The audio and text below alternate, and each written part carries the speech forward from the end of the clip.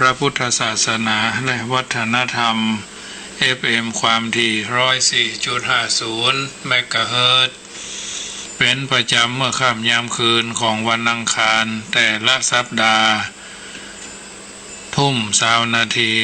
โดยประมาณถึง4 ทุ่มรายการเสียงธรรมก่อนรับตาอาตมาภาพพระมหาประสิทธมาภินันโทก็จะได้นำปาญาติโยมสาธุชนที่อยู่ทางบ้านตั้งอกตั้งใจสมาทานศีล 5สมาทานแก้ว3โกฏากใบพระแล้วก็สมาทานศีล 5เป็นภาคภาษาไทยญาติโยมสาธุชนตั้งอกตั้งใจแล้วก็จะได้ฟังพระธรรมเทศนาสรุปธรรมแล้วก็จะได้เอาธรรมะสาระเป็นข้อเตือนจิตสกิดใจในช่วงแรกก็เปิดสายให้ญาติโยมก่อนจักถึง2 ทุ่มถึง2 ทุ่มโดยประมาณ2 ทุ่มปลายเนาะประมาณชั่วโมงอธิบายธรรมะสาระอรรถธรรมทั้งหลายเป็นลำดับไปเพราะฉะนั้นช่วงนี้เบื้องแรกพากันตั้งใจสมาทานแก้ว3โกฏากหรือสมาทานแก้ว5โกฏากคือเป็นประเพณีพิธีกรรมปฏิบัติกันมาคือถูกต้องท่องแท้โดยบ่ผิดเพี้ยนโดยบ่ผิดพลาดในฐานะที่เฮาทั้งหลายเป็นพุทธศาสนิกชนภาคเจ้าก็สมาทานแก้ว3โกฏากภาคเมื่อค่ำยามแรงก็พากันสมาทานแก้ว5โกฏากเป็นลำดับลำดาไปตั้งใจว่าเนยญาติโยมโยสันนิเสโนวาราโพธิมุเรมารังสะเสนังมหันติงวิจโยสัมโพธิมากันจิอนันตัญญโนโลกุตโมตังปะนามามิพุทธังอัตถังกิโกอริยปัตโตจานันนังโมคคปเวสายาอุจุกามโกอายังสันติกโรปะนิยานิโกตังปะนามามิธัมมังสังโฆวิสุทโธวรตขินโยสันตินทริโยสัพพามารพาหิโนคุเนหิเนเกหิสมิธิปโตสาอันนาสโวตังปะนามามิสังฆังสาธุโอกาสะพันเตคาเดพาปัญจรัตนาผันเพลพระแก้วเจ้าทั้ง5ประการตนทรงอนันตาที่คุณญาณันวิเศษอันเป็นที่พึ่งแก่เทเวศและสัพพะสดาแก่พระสัพพะหมู่สัตตาวันนี้ก็หากเป็นวันดีเป็นวันอังคารที่หมู่เฮาเหล่าเจ้าข้าพระกันน้อมนำมาถึงกายะวจีเป็นวันอังคารที่10เขาว่าเป็นวันที่หมู่เฮาเหล่าเจ้าข้าและสมณะศรัทธาทั้งหลายจะได้พากันสนงคงควายตกแต่งพร้อมน้อมนำมายังกายะวจีมโนตวานต่างดอกไม้ธูปเทียนเป็นวางเวียนไว้เป็นเนื้อคันปันเป็น5โกฏากปัทมาวิภาคเบื้องต้นหนตีปุคานินาจะขอถวายปูชายังพระมุนีตนศักดิ์สวดกับทั้งพระบทพระบาทพระสรีระธาตุเจ้าจีดีกับทั้งไมสลีมหาโพธิ์มีหลายโกฏนานาตุตังพระพุทธพิมพาพระธาตุสารูปเจ้าองค์เก่าองค์ใหม่องค์ใหญ่องค์น้อยตั้งมวลอันตั้งอยู่ไว้ในวัดในวาศาสนาและตั้งไว้ในบ้านเคหสถานหน่วยงานคือว่าตลอดจนพระธาตุเจ้าโดยสุเตพระธาตุเจ้าหริพุนชัยอันตั้งอยู่ห้องอุโบสถมหาวิหารสันธานวัดวาอารามจุติจุแห่งคือในเวียงนอกเวียงบันนอกขอกนิคมป่าไม้จอมดอยและโขงชุมพูตะวีบและตาวัดติงซาตังภาสธาตังภาตันตาธาตุเมืองลังกาอันเป็นเตี้ยจาดวงศาแห่งพระพุทธเจ้าผู้ข้าทั้งหลายก็นบน้อมไว้และอาราธนาคุณพระพุทธเจ้านั่นใส่มี56มาปกปักรักษาหืออยู่สลีติคาตุติยาโคถากพันพุ่นทวน2ขอถวายปูชาสู่มายังพระนวโรกุตระธรรมเจ้าเก่าประการ10กับทางพระปริยัติที่ทำอโนลานเลิศแล้วอันเป็นดวงประทีปแก้ว2หนตั้งที่ผู้ค้าทั้งหลายนบน้อมไว้สาอาราธนาคุณพระธรรมเจ้า38ดวงคานคือผู้ค้าทั้งหลายได้น้อมนมัสการลวดขอสู่มาตะ ติยาโกถากว่าอันเป็นทวนสามผู้ค้าทั้งหลายปู่จายังอริยสังฆเจ้าทั้งหลายตั้งแต่โคตรเงาอรหันตาอาศีติสาวกาไม้มีพระมหาอัญญาโกณทัญญาเถระเจ้าเป็นเก้าเป็นประธานพระสารีบุตรพระมหาโมคคัลลานะพระอนุรุทธะพระมหากัสสปะพระอุบาลีพระขวัมปติพระโสนพระศรีวลีพระมหาอนันตเถระอุปโคตเถระเจ้าพระมาลัยพระโสนพระอุตระตนสินไสวิเศษนำศาสนามาสู่สุวรรณภูมิประเทศตั้งแต่เก้าพระมหาสุมาณาเถรเจ้านำศาสนามาสู่นพบุรีนครเชียงใหม่ตั้งศาสนาฝ่ายสวนดอกไม้พระผู้คาไวปู่จาพระยานคัมภีระตนอุตสาหะไปเอาศาสนาจากเมืองลังกาทวีปมาแต่งสร้างเมืองลังกาวงป่าแดงพระธรรมที่ถึงตัวแห่งพระธรรมทินนั้นเล่าเป็นประธานแปลงยังสังกัญญาธรรมเจ้าเอตระหิทาลาบต่อเต้าถึงสมาธิสังฆเจ้าเป็นปริโยสารผู้ค้าทั้งหลายก็น้อมนมัสการไหว้สาอาราธนากุลพระสังฆเจ้า14ดวงขี้เจยบานมาพกปักอาสาหือสรุทีคาไปใจจะทุตถาโกสากทวนสี่ผู้ค้าทั้งหลายถวายปู่จาครูบาอาจารย์กัมมวาจาจารย์อนุสาวานาจารย์อุปชายะทั้งหลายตนยังสั่งสอนยังสักนวัฏกรรมฐานวิปัสสนากรรมฐานเบื้องต้นตั้งแต่เกสาโลมานาขาทันตาตะโจตะโจมังสังนะหาลูเป็นต้นอันเป็นเหตุคือปัญหาสัตว์ทั้งหลายไปหอดเวียงแก้วยอดมหาเนรปานน้ำสัตว์โคนอย่างกิเลสตัณหาทั้งหลายไปใจบทเท่าแต่นั่นผู้ค้าทั้งหลายขอนมัสการพระแก้วดวงที่ห้าผู้ค้าทั้งหลายถวายปู่จาสุมายังครูบาอาจารย์ผู้ได้สั่งสอนกรรมฐานทั้งหลายหมายมีพระมหากัสสปะเถระเจ้าเป็นตนเป็นประธานสืบมาถึงครูบาอาจารย์ล้านนาจูโตนจูองหมายมีครูบาโสภาวัดไฟหินเมืองเชียงใหม่ครูบาใจยะวงศาครูบาพระเจ้าสลีวิจัยครูบาเจ้าอาภิชัยเข่าปีครูบาพรหมจักสังวรในอาริยะใจยะวงศาพัฒนาครูบาอาจารย์อดีตเจ้ารามาธิปติสมภารแห่งวัดนั่นวัดนี้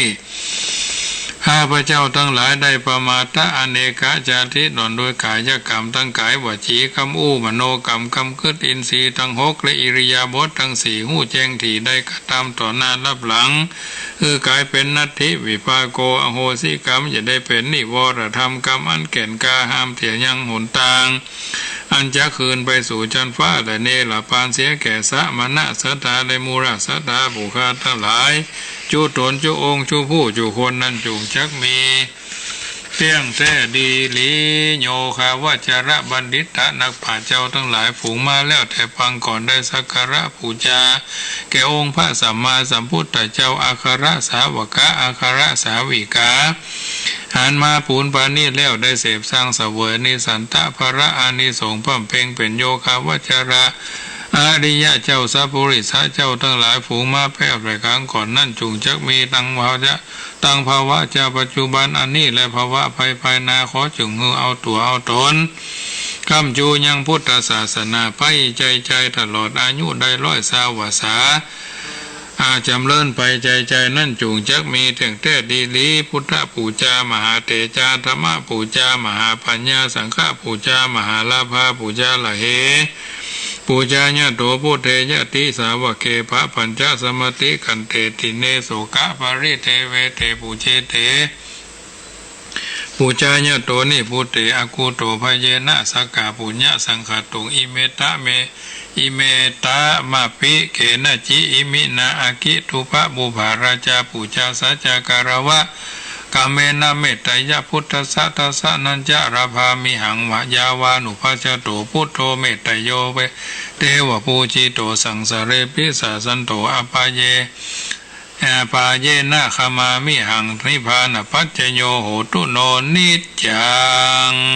กราบ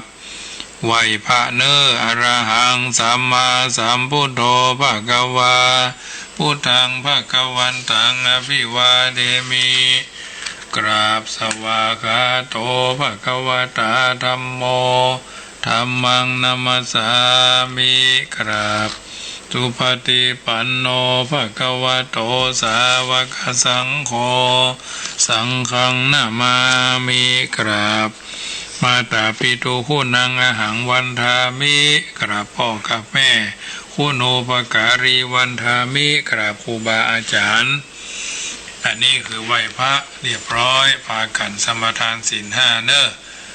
นะโมตัสสะภะคะวะโตอะระหะโตสัมมาสัมพุทธัสสะนะโมตัสสะภะคะวะโตอะระหะโตสัมมาสัมพุทธัสสะนะโมตัสสะภะคะวะโตอะระหะโตสัมมาสัมพุทธัสสะพุทธังสรณังคัจฉามิธัมมังสรณังคัจฉามิสังฆังสรณังคัจฉามิตุติยัมปิพุทธังสรณังคัจฉามิตุติยัมปิธัมมังสรณังคัจฉามิตุติยัมปิสังฆังสรณังคัจฉามิตติยัมปิพุทธังสรณังคัจฉามิตติยัมปิธัมมังสรณังคัจฉามิตติยัมปิสังฆังสรณังคัจฉามิปานาติปาตาเวระมะนีสิกขาปะทังสมาธิยามิอะตินนาตานาเวระมะนีสิกขาปะทังสมาธิยามิกาเมสุมิจฉาจาราเวระมะนีสิกขาปะทังสมาธิยามิมุสาวาตาเวระมะนีสิกขาปะทังสมาธิยามิสุราเมระยะมัจจะปะมาตฐานาเวระมะนีสิกขาปะทังสมาธิยามิอิมานิปัญจสิกขาปทานิสมาธิยามิอิมานิปัญจสิกขาปทานิสมาธิยามิอิมานิปัญจสิกขาปทานิสมาธิยามิเอาละญาติโยมสาธุชนปากันสมทานแก้ว5โกฐากผ้าค่ำไหว้พระเรียบร้อยสมาทานศีล5เรียบร้อยอาบน้ำแล้วก็จะได้ฟังธรรมค่ำคืนนี้จะได้อู้เรื่องพระธรรมเทศนาเรื่องราชรสมงคลนะราชรสมงคลเป็นจะใดตั้งใจฟังเพื่อเกิดประโยชน์สอดที่พ้นแก่ตัวแก่ตนท่านทั้งหลายเกี่ยวกับเนื้อกับตัวชีวิตจิตใจเฮานี่แหละมันต้องไปพอไก่แล้วก็จะได้สรุปเพื่อญาติโยมฟังตั้งใจฟังพระธรรมเทศนาแบบพื้นบ้านล้านนาณบัดนี้ นะโมตัสสะภะคะวะโตอะระหะโตสัมมาสัมพุทธัสสะจิรันติราชระธาสุจิตาอาโทสลีรัมปิยะรังอุเปติสัตตัญจตัมโม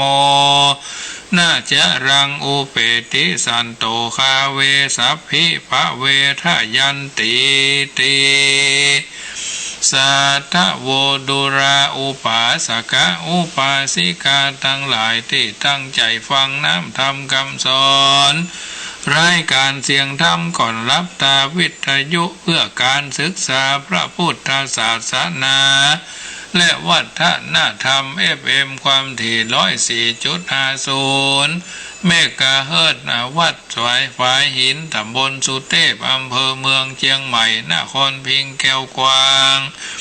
ลำดับลำดามาถึงรายการดังนี้อัตมาภาพพระมหาประสิทธิ์ธรรมาภินันโท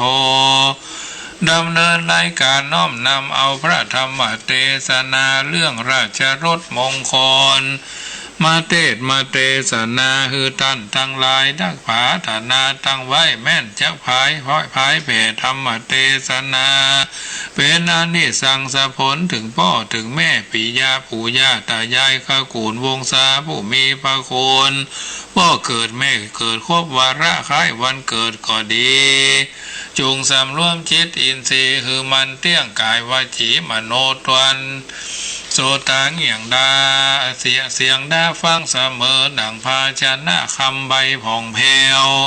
ฮับเอาทำตนแก้วชื่อโคดมนาจำไว้ในใจตนเตี้ยงมันตัดเสียยังความสันลั่งสงสัยเป็นธรรมัสวรรณะไม่ทวน8 บทขี่ญาวัตถุแขวนไว้เป็นทลาอยากมีอานิสังสาภาระมาภาละนานำมาแต่ใส่ตามดังนักผาดกล่าวไว้ว่าแลนาสัมมาสัมพุทโธอันว่าพระพุทธเจ้าตนเป็นเงาถลัดหูจตุริยสัจธธรรมาตังสี่หูแจ้งที่ในธรรมทั้งมวลมีมหาการุณาหลวงใหญ่นำสัตว์ไต่คามโอคะวัตะสงสารได้เข้าสู่นิพพานเวียงแก้วพ้นแล้วจากชาติชราทุกข์เป็นตนพาเตียนย่อมมาจากจุงสอนสั่งบางเกิดได้เป็นประโยชน์ทั้ง3และนาทีนี้จักสำแดงเตศพารบเหตุวิปริณามาทำสังขารังแห่งสังขารนั้นใสอันธรรมดาถากแต่งไว้คือเป็นมาบ่มันบ่เที่ยงตีคาแต่ใสเป็นอันเปล่าไร้จากแก่นสารย่อมเป็นไปตามอำนาจจราธรรมาอาจพานำเข้าสู่อำนาจความเท่าแก่เจ็บเป็นแผ่ดับอาขันตั้ง5แห่งสัตตโลกนาอินโลกีใต้ลุ่มฟ้าบ่มีภัยหุงไฟจักหนีเว้นบ่ได้ดังใจจมเตียนย่อมมาถึงตนบ่คาดถามธรรมดาหากแต่งแก่สังขารเมื่อใดวิญญาณมาขวาดหูหอดก็จักประกอบไปโดยประโยชน์คุณดีอุปมาอุปไมยดังมีราชามีรสขมฝาดบ่มีผู้มักอาจหุมกินและนาโจทโกแม่นมีผู้โจตนาว่าฝูงจะนาก็ยังมากินมาบริโภคยังยาอันมีรสโอชาอันฝาดนั้นจะผู้มีปัญญาเพิ่งกล่าวแจ้งเฮือแล้วแห่งที่กังคาว่าเป็นยากำจัดเห็บไข่ในตนนั่นแลเหตุดังอันสัพพุริสะตั้งน้อยใหญ่เมื่อได้มาจวบไข่เล็งหันยังปรินามาทำอันแจงเจตโดยรัศมีแก้วดวงวิเศษคือยานเมื่อคะทำชาปนาการโศบซากแห่งฝูงญาติมิตรสหายควรทะลิทะลองก้องเหตุเกิดความสังเวชในใจตั้งอยู่ในความบ่ประมาทอันเป็นผู้ฉลาดหู้ในทางดีพระมุนีตนวิเศษปารบเหตุจึงเทศนาเพื่อปัญญาบังเกิดหู้สิ่งอันบ่พาเสดแห่งสังขารอันธรรมดาหากปฏิสันทานตกแต่งข่วงบ่สำฤทธีช่างบ่สำฤทธีแห่งตัณหาคือบ่พาฐานาแก่เท่าบ่พญาที่เข้ามาเบียดสันดานและมีอายุยืนนานยิ่งโยดอย่ากล้ากราดจากโลกจุติภัยมันบ่สมดั่งใจของอาตังคาดเหตุว่ามันก็เข้าอำนาจแห่งภัยจุงตั้งใจก็ทำเปลี่ยนไปใจตามธรรมานุธรรมะไปเป็นไปควรแก่กาก็ควรแก่ธรรมวินัยแต่ดีลีพระมุนีสำแดงดังเทศมารบเหตุวิปริณามาทำเป็นหน้าเหตุแล้วพระตนแก้วจึงเทศนาว่าชีรันติราชรัฐาเป็นตนนั้นว่าราชรสแห่งพระราชาย่อมพระดับปดางามมากนักแลประกอบไปโดยวิจิตทลาใสสองยังหูก็ยังหูเก่าคอมหลวมไปจะแลโรสลีลัมปิจะลังอุเปติแม่นวารูปากายาคนเฮานี่เล่าก็ย่อมเข้าสู่เถิงแก่นแก่เท่าอาชันเดียวกันแน่สัตันจะธรรมโมส่วนว่าธรรมแห่งพระสัตตบุริสะเจ้าบ่หอนเข้าสู่จาระอาจาเข้าสู่จารตาคือว่าเป็นดังนั้นจาอันว่าสัพพุริสะเจ้าว่าก็ยอมเต้าเจียนจาฝูงจะนาอันใดหู้ชี้แจงเตียงแท้ บัดนี้เอาจักอธิบายขยายตามความบาทพระบาลียาปากฏมีมาในพระสูตรก่อนแลสภาวะคือหากได้ธาตุต่างๆเข้ามาผสมจุ่มนมกันเข้าผูกตาพันติดต่อฝูงนี่และเนอชื่อว่าสังขารวิภากะจานแจงออกสำแดงบอกว่าคือมีสองประการคือว่าวัตถุบ่มีวิญญาณน้อยใหญ่มีตนว่าได้แก่รถเรือทำเครื่องใช้จุปการต่างบริวารเครื่องถวยจรนั่นใส่ท่านกล่าวไว้ว่าอนุปาทินัทสังขารส่วนสัตว์มีวิญญาณบ่มีสัตว์เดรัจฉานทุกประเภทเพิ่งหูเหตุแห่งสงสัยว่าอุปาทินักะสังขารว่าอะไรพระหนอจันพุทธากล่าวว่าธรรมสังขารแผ่พวนบ่เตียงมันกันตั้งมวลแต่ใส่พระติไวถารงธรรมจึงยกนำมาเอาเราตาราชมาเป็นไปตามอำนาจแห่งเจลาคือว่าคือเป็นอุปมาเพิ่มแปลงรูปลักษณะแห่งสังขารายกเอาจะลาแก่เทวะแจ้งแห่งเจื้อจาดเจ้าเผ่ามนุษาว่าเป็นอุปาทินักะสังขารบทเตียงมันตีกาลาจาราธาสุจิตาเหมือนราชรถอาลาดอนายช่างผู้ฉลาดกะทำการ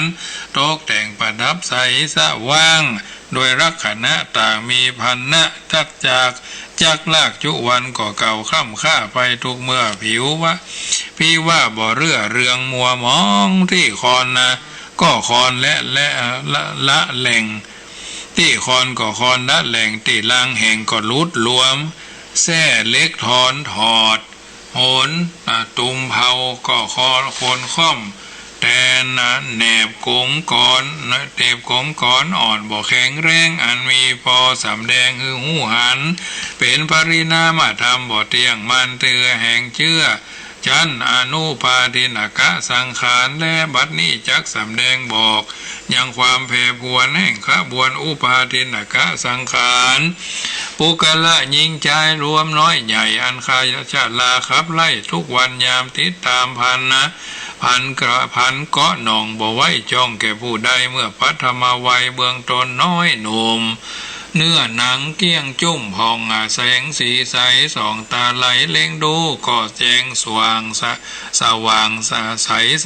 งได้ยินเสียงต่างๆเปล่งป้อยมดใสเขี้ยวฟันบ่เฟือนไหวเจ็บแสบยังมันติดแนบบ่ถอยหนเกษาผมก็เขียวตกดำมีกำลังแข็งแรงกล้าจักเดินเร็วไว้จ้าก็ไวว่องบ่หู้อิดอ่อนหิวใจกันปฐมกันปฐมวัยล่วงล้ำก็ซ้ำมาแผ่ผวนคลาดคลาไปตั้งม้วนบ่ตั้งอยู่คือหนังหูหดยานสองตาฟางหัวมัวหมอกผมยังหัวก็งอขาวพรเขี้ยวฟันคอนเจ็บหล่อนหลังเอวอ่อนคมก้องโคตรขอแถมบ่พอหูก็บ่ได้ยินที่ถ้อยคำกำลังน้อยหอดหิวแห้งตีนมือบ่มีแห้งแข็งอ้วนอ่อนอันใดบ่พวนผ่อนใดไปตามการความจืดจำก็บ่แม่นหาใดเป็นแก่นสารก็ลงเล่าก็แลลงล่าจักกล่าวว่าจะมาจากรรมใดก็จังหลงไหลบ่ถูกใดวัดนั้นสำแดงเล็งหันสังขารธรรมอันบ่เที่ยงมันย่อมแผ่พวนไปสันนั่นเสมอกันผ้าจอมตันไตโรคตนขุนนาโผดจาฟาน้ำจูงยังฝูงหมู่ยังฝูงจะนามวลหมู่คือตั้งอยู่ในธรรมอันวิเศษจึงนำพระมเทศมาโผดพายแก่คนยิงใจโลกนี้เราอันทำบอกแก่เท่าจะลาโลนอันฝูงจุคนอันฝูงจุคนควรประกอบอธิบัติถูกขอบกองดีเอาตนหนีเว้นจากอกุศลขำบาปเวรกรรมอันสัพพุริสธรรม ตั้งหลายหากก็คะตามปั้มเพ่งในทางที่ดีนั้นใจคือหากได้ศรัทธาความเชื่อสารความเชื่อใสอย่างลงในกรรมภาละอันชอบประกอบด้วยความเชื่ออันนี้ใสจึงได้ชื่อว่าวิภากศรัทธาคือเชื่อในคุณพระติตรัยรัตนาบันแผ่วพระแก้วเจ้าสามสิ่งเป็นสิริมงคลยิ่งควรกราบไหว้ปูชาสาธุจนาบ่มหันตาที่คุณใหญ่กว้างเป็นธรรมนำฮือก่อสร้างกุศลกรรมมีใจน้อมนำอย่างเชื่อในธรรมอุตสาหะนำมีมากคือลงองค์อาจกาหารในกุศลกรรมอันบ่มีศรัทธานำจุงสอนจอดจักยุดหย่อนถอยโหนเหตุมารมาผจญมั่งคาท่านกล่าวลักเสริญท่านกล่าวซักเสริญว่าศรัทธาเป็นป่าไทยาเข้าถุงไตแห่งผู้เตียวไต่ในวัฏสงสารเหมือนดังสหายตามเป็นกู้ติดตามตนอยู่บอกไกลกราหิริความละอายต่อบาปอันกราหยาบสามานฮือผ่าสจากขานกล้าองอาจบ่สามารถกระทำบาปกรรมและนาโอตปะทำตัวนิสัยคือหากใดความกลัวพิษต่อบาปกรรมกลัวพละบนพละกรรมอันยิ่งทำสองสิ่งนี้มีคุณอนัตตาท่านวรรณนายกย่องว่าพาเสริฐเป็นธรรมล้ำเลิศคุ้มครองหมู่จะนาบ่กระทำพาพระกรรมบอกว่าคืนวันนี้รับลี้กรรมธรรมสองดวงนี้มีในตนแห่งบุคคลใดนั่งอันบุคละผู้นั้นย่อมกระทำกรรมดีกรรมสองดวงนี้ตั้งอยู่ในหมู่จุมนุมคนหลายย่อมมีเมตตาภายแผ่กรุณาแผ่ผูงตนบ่มีใจจงเบียดเบียนบ่มีใจส้มเกียดผิดกันเป็นสามัคคีธรรมพร่ำพร้อมพหุสัจจังคือว่าใดการคือใดการเรียนจำอุทัตธรรมเทศหูในศาสตรเพศ10 ปาหูสัพพวิจาอันชอบประกอบโดยกรรมดีพหุชนะมีคุณมากเป็นเป็นเส้นปฏิษอาจนำต่างปฏิบัติตามต่างผู้ถูกชอบได้เอาตนออกจากนาอนตะลายวิริยะเพียรคงขวายบ่เหนื่อยค้านบ่หย่อนยานในกิจกรรมมีกรรมอันแสวงหาของจ่ายเว้นจากมิจฉาร้ายลวงพางเปลี่ยนในกุศลการเป็นต้นว่าฟังธรรมเทศเพียรละเหตุอกุศลกรรมได้นำเอาตนถึงสติสะเทียนความเปลี่ยนท่านแจกจำแนกไว้เป็น5 ประการคือสังวรประทานเปลี่ยนบ่บาปเกิดขึ้นในขันธสันดานปหานะประทานเพียรละบาปที่เกิดขึ้นแล้วภาวนาประทานเปลี่ยนใจผ่องแผ้วเกิดเป็นกุศลกรรมอนุลักขณาประทานเพียรรักษากุศลธรรมอันเกิดขึ้นแล้วบ่ขาดแก้วหายสูญใดจำเริญบุญมากกวางวิริยธรรมนี้อันต้านกล่าวอ้างซักเสริญเป็นธรรมช่วยเจิญเตื่อมแทงบ่แซงไกลกราอริยา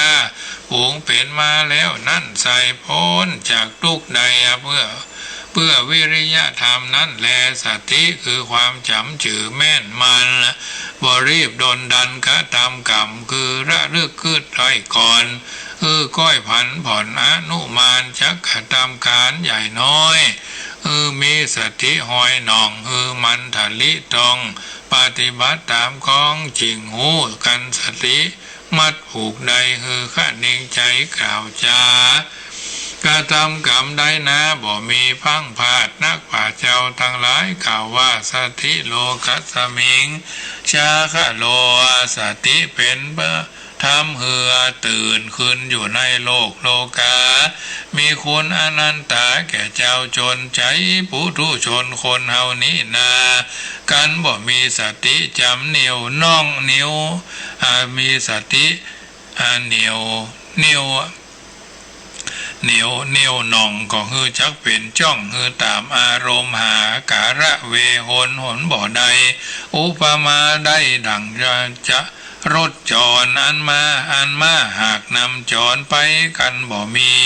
สารถีในขับขี่มันก็บ่หู้ตีต่างไปจักไปตามกำลังมาลากเตี้ยงจักหักขาดนะจะและนาโสปิกันมีนายสารถีขับขี่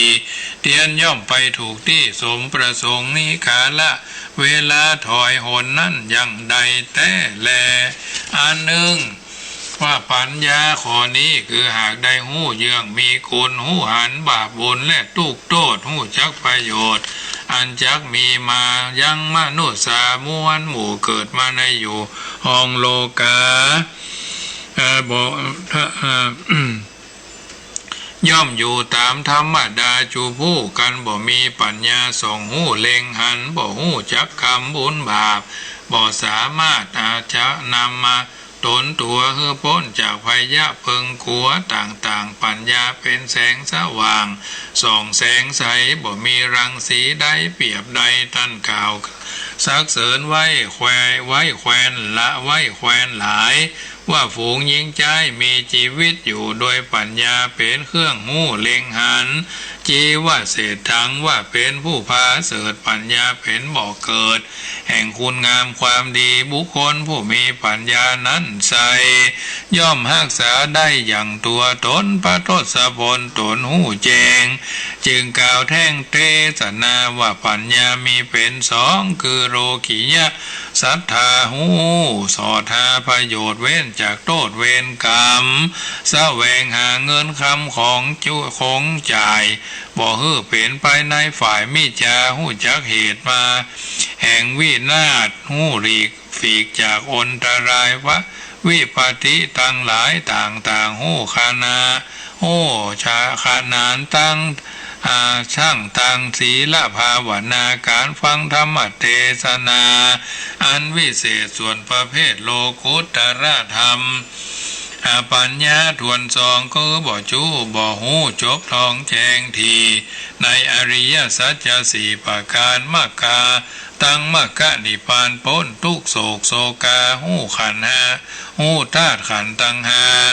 เป็นทุกข์ใจจ้าในทรงสารโลกุตระปัญญาญาณอันวิเศษถึงเขตเนรพานเป็นสันฐานอันลำเลิศผาเสดแต่ดีลีสติและปัญญามีอุปมาอุปการะมากคือปัญญาหากฉลาดหูสติเป็นผู้จำเหนียวรั้งคือปัญญาเลือกฟันเอาที่ถูกชอบเป็นพระมารและนาสัทธธรรมโมธรรมเจ็ดประการมีคุณมากย่อมมีย่อมคือเว้นจากอกุศลกรรมได้ชื่อว่าสัพพุริสธรรมแต่ใส่อาจนำตนไปใกล้พระกอบกุศลกรรมดีเอาตนหนีจากบาปบัณฑิตะเจ้าแห่งบานักผาเจ้าทั้งหลายกล่าวเจยจมพระสมณะโคดมไตรโลกขุนนาโพเตสนาว่าเป็นธรรมบ่จะลาเขาแก่บ่อนอันบ่เป็นอนตรายแก่สิ่งใดจักพายไปหามาจักแผ่ไปหาแต่ใส่โพอุปมาไว้กาจูงพระกอบไว้ในตนหน่อมยับไว้เมื่อมัจจุราชมาโจรจักจ้องพันเป็นที่นองเกาะพันเมื่อพระรับฟังแล้วค่ะแล้วโดยโสตาพิจารณาหันทุกโทษในสงสารบ่มีว่าอยู่บ่ยืนนานเที่ยงมันเป็นปริณามธรรมบ่ล่วงล้ำเสียจากจราธรรมจุงฮือเปลี่ยนกะทำบุญไปใจจึงจักได้ชื่อว่าควัดแกว่งแสวงหายังมักกาต่างอันนาปันนะอันพ้นจากจาติจราพญาธิมะละนะหากเปิงกัวการชีวิตจากกาญาตัวไปแล้วสุขติอันผ่องแผ้วเตี้ยงได้ดั่งใจจักเป็นอุปนิสัยโดยตันโลกทุกอาจาติทลาบถึงเต้าสู่เขตแดนเวียงแก้ว กล่าวแล้วคืออมตะมหาเนลปานบ่อยาจะแลนาตุมเหภวันตาท่านสาธุชนคนดีอุปาสกะอุปาสิกาในทิศทั้งสี่ฟังรายการเสียงธรรมก่อนรับตาอัตมภาพพระมหาประสิทธมาพินันโทเทศนาธรรมเทศนาเรื่องราชรสมงคลก็บังกรมสมเลศเสด็จเสียเต้าอีก่อนแลท่านสาธุชนท่านผู้ฟังทั้งหลายน้ำทำคำสอนเรื่องราชรสมงคลก็ได้จบลงน้ำทำคำสอนส่วนนี้ก็คงจะบันนี้ไปครับชาติชราปยาธิมรณะเกิดแก่เจ็บตายมันบัดเที่ยงเป็นทุกข์มันบัดโยนทนอยู่ได้บ่เมินที่ขาวก็คือมันที่ดำก็เป็นขาวที่ยาวก็เป็นสั้นที่มันก็เป็นคอนเนื้อหนังมังสาตาหูจมูกตาผมขนเล็บฟันหนังตาหูจมูกลิ้นกายใจก็จำเป็นดูแลเอาใจใส่อาบน้ำคัดขี้ไข่ฟังน้ำฟังธรรมบูชาไฟไหว้พระล้างจิตล้างใจอันนี้ถือว่าทุกคนจำเป็นจะต้องนำมาเป็นข้อเตือนจิตสักคิดใจจักบ่ได้ทรำผิดพลาดคลาดเคลื่อนจากความเป็นจริงน้ำทำคำสอนส่วนนี้ก็เป็นส่วนที่ทุกคนต้องเจอต้องพบต้องปะกันอยู่เป็นประจำหนีไปไหนก็บ่ได้หนีไปอยู่ที่อื่นไปลบอยู่หั่นอยู่นี่ก็ถึงไปบ่ได้บ่พ้นทั้งนั้นเพราะฉะนั้นสิ่งเหล่านี้ถือว่าเป็นสัจธรรมความจริงที่ก้อนใกล้ตั้งใจเอามาอู้คือญาติโยมสาธุชนได้ยินได้ฟังแล้วก็นำไปเป็นเครื่องวินิจพิจารณาทุกคนมีความรู้มีความสามารถมีความเฉลียวฉลาดในการที่จะกระทำบำเพ็ญสิ่งเหล่านี้เป็นที่ไปสู่ความสำเร็จที่เขาท่านทั้งหลายปรารถนาเรื่องต่างๆก็อยู่ที่ตัวตนเขาอยู่เป็นผู้กระทำบำเพ็ญอยู่แล้วดีชั่วอยู่ที่ตัวเขาทำสูงต่ำอยู่ที่เขาทำตัวน้ำทำคำสอนส่วนนี้ก็เป็นส่วนหนึ่งที่จะได้ประคับประคองให้ญาติโยมนำตัวนำตนให้พ้นจากการกระทำบำเพ็ญในสิ่งต่างๆเกิดขึ้นอันเป็นมงคลแก่ตัวแก่ตนเฮาโดยส่วนใหญ่อย่าตั้งตัวอยู่ในความประมาทเนี่ยเป็นหนทางที่มันบดีที่ใครอยากจะเดินกันเมื่อเขาบอกมีความประมาทเขาก็มีความเป็นผู้ที่รู้เท่าเอาไว้กันหู้ทันเอาไว้แก้ทุกสิ่งทุกอย่างถ้าเขาบอกมีการรู้ไว้ก่อนเพราะฉะนั้นถือว่าทุกคนทุกท่านการดำเนินชีวิตของเขานั้นมีความเกิดเป็นที่สุดมีความตายเป็นมีความเกิดเป็นเบื้องต้นมีความตายเป็นเบื้องปลายมีการดำเนินชีวิตมาถูกต้องท่องแท้วิถีชีวิตของเจ้าท่านทั้งหลายก็จะได้ไปสู่จุดประสงค์และเป้าหมายดังที่เขาปรารถนาทุกสิ่งทุกอย่างถือว่ามันเป็นสิ่งที่เป็นสัจธรรมมันเป็นความจริงที่ปรากฏอยู่ในสังคมถ้าเอาใจดุลพินิจวิจารณญาณของเราได้ก็แสดงว่าเขานั้นเป็นผู้ที่บาเสียทีที่ได้เกิดมาเป็นชาวพุทธมาพบพระพุทธศาสนาสิ่งใดที่เป็นมงคลเขาก็พยายามน้อมนำมาเป็นเครื่องพินิจพิจารณาดำเนินชีวิตถูกต้องท่องแท้เป็นลำดับไปน้ำทำคำสอนก็เป็นส่วนหนึ่งเหมือนเขามีตะเกียงในการที่จะก้าวไปสู่สิ่งอันพึงปรารถนาโดยกันทุกคนทุกท่านเพราะฉะนั้นถือว่าทุกคนทุกท่านนั้นเป็นผู้ที่มีความรู้มีความสามารถมีความเฉลียวฉลาดในสิ่งต่างๆที่เขาจะก้าวล่วงพ้นไปให้ได้คือมันมีเพราะฉะนั้นถือว่าทุกคนทุกท่านนั้นบ่ได้อยู่เฉยๆบ่ได้อยู่บ่ได้ทำตัวทำตนเพื่อมีการรู้เต้าเอาไว้กันรู้ตันเอาไว้แก้เพราะฉะนั้นถือว่าพระบาลีที่เขากล่าวเอาไว้พระเจ้าประสงค์ว่าจะเป็นประจำว่าสัพเพสัตตามะริสันติมะละนังหิชีวิตังเป็นต้นซึ่งคำพูดเหล่านี้คำกล่าวเหล่านี้แปลเป็นภาษาไทยได้ใจความว่าสัตว์ทั้งหลายทั้งปวงจักต้องตายเพราะชีวิตมีความตายเป็นที่สุดมีความเกิดเป็นเบื้องต้นมีความตายเป็นที่สุด สัตว์ทั้งหลายจักไปตามกรรมเข้าถึงผลแห่งกรรมผลของบุญและบาปคือผู้มีกรรมเป็นบาปจักไปสู่นรกส่วนผู้มีกรรมเป็นบุญจักไปสู่สวงสวรรค์พระบาลีนี้สมเด็จพระผู้มีพระภาคเจ้าได้ตรัสไว้เป็นหลักเป็นฐานเป็นหลักเป็นแหล่งเป็นกิจจักลักษณะเพื่อเตือนใจเตือนสติทุกคนที่เกิดมาบอกว่าจะเป็นคนประเทศไหนเป็นคนนับถือศาสนาอันยังแม้จะมีเพศต่างกันมีฐานะความเป็นอยู่ต่างกันหรือแม้ความรู้จักต่างกันแต่ก็มีสิ่งที่เหมือนกันอยู่ด้วยกันโดยทุกคนและต้องได้รับทุกคนเสมอหน้ากันหมดนั่นก็คือความตายซึ่งชอบหรือไม่ชอบก็จะต้องได้รับอย่างไรอย่างหนึ่งหนีก็ไม่ได้ตายก็ไม่ได้ทุกคนต้องตายเหมือนกันหมดนะบ่มีไผที่รอดพ้นความตายไปได้และความตายเป็นที่สุดของสัตว์ประเสริฐและสัตว์เดรัจฉานเมื่อตายแล้วก็ถือว่าชีวิตสิ้นสุดลงจากนั้นไปก็จะไปตัวหากรรมของตัวเป็นกรรมดีครับเป็นกรรมบดีกานะแล้วเข้าถึงผลแห่งกรรมเสวยวิภาคสมบัติผู้มีกรรมอันเป็นบาปก็จะไปสู่นรกผู้มีกรรมเป็นบุญก็ไว้จะไปสู่สุคตินี่คือสถานที่ไปของสัตวโลกโลกนี้อยู่เพื่อจะไปโลกหน้าไปเพื่อจะอยู่ที่ตัดไว้ดังนี้เพื่อเตือนใจเตือนสติชาวโลกบ่ฮื้อประมาทบ่ฮื้อหลงลืมและหูจักบุญคุณอยู่ตลอดเวลาถึงเงื่อนไขอันนี้หากขาดสติหลงลืมไปบางครั้งก็อาจจะไปก่อกรรมทำบาปทำความคิดผิดความผิดชั่วร้ายไว้บางคราวก็อาจจะเอาแต่สนุกสนานปล่อยวางชีวิตสูญเปล่าไปโดยไร้สาระเปล่าประโยชน์โดยเข้าใจว่าใช้ชีวิตให้คุ้มค่าหรืออาจจะประพฤติตัวเป็นทุจริตชนก่อความเดือดร้อนให้สังคมแก่คนอื่นโดยบ่ได้ยั้งสติยั้งคิดแต่ยั้งเมื่อเป็นดังนี้ชีวิตก็จะเต็มไปด้วยกรรมอันเป็นบาปอันจะส่งผลให้ไปตกมรรกหมกไหม้สิ้นชีวิตแล้วส่วนบุคคลผู้เมื่อทราบ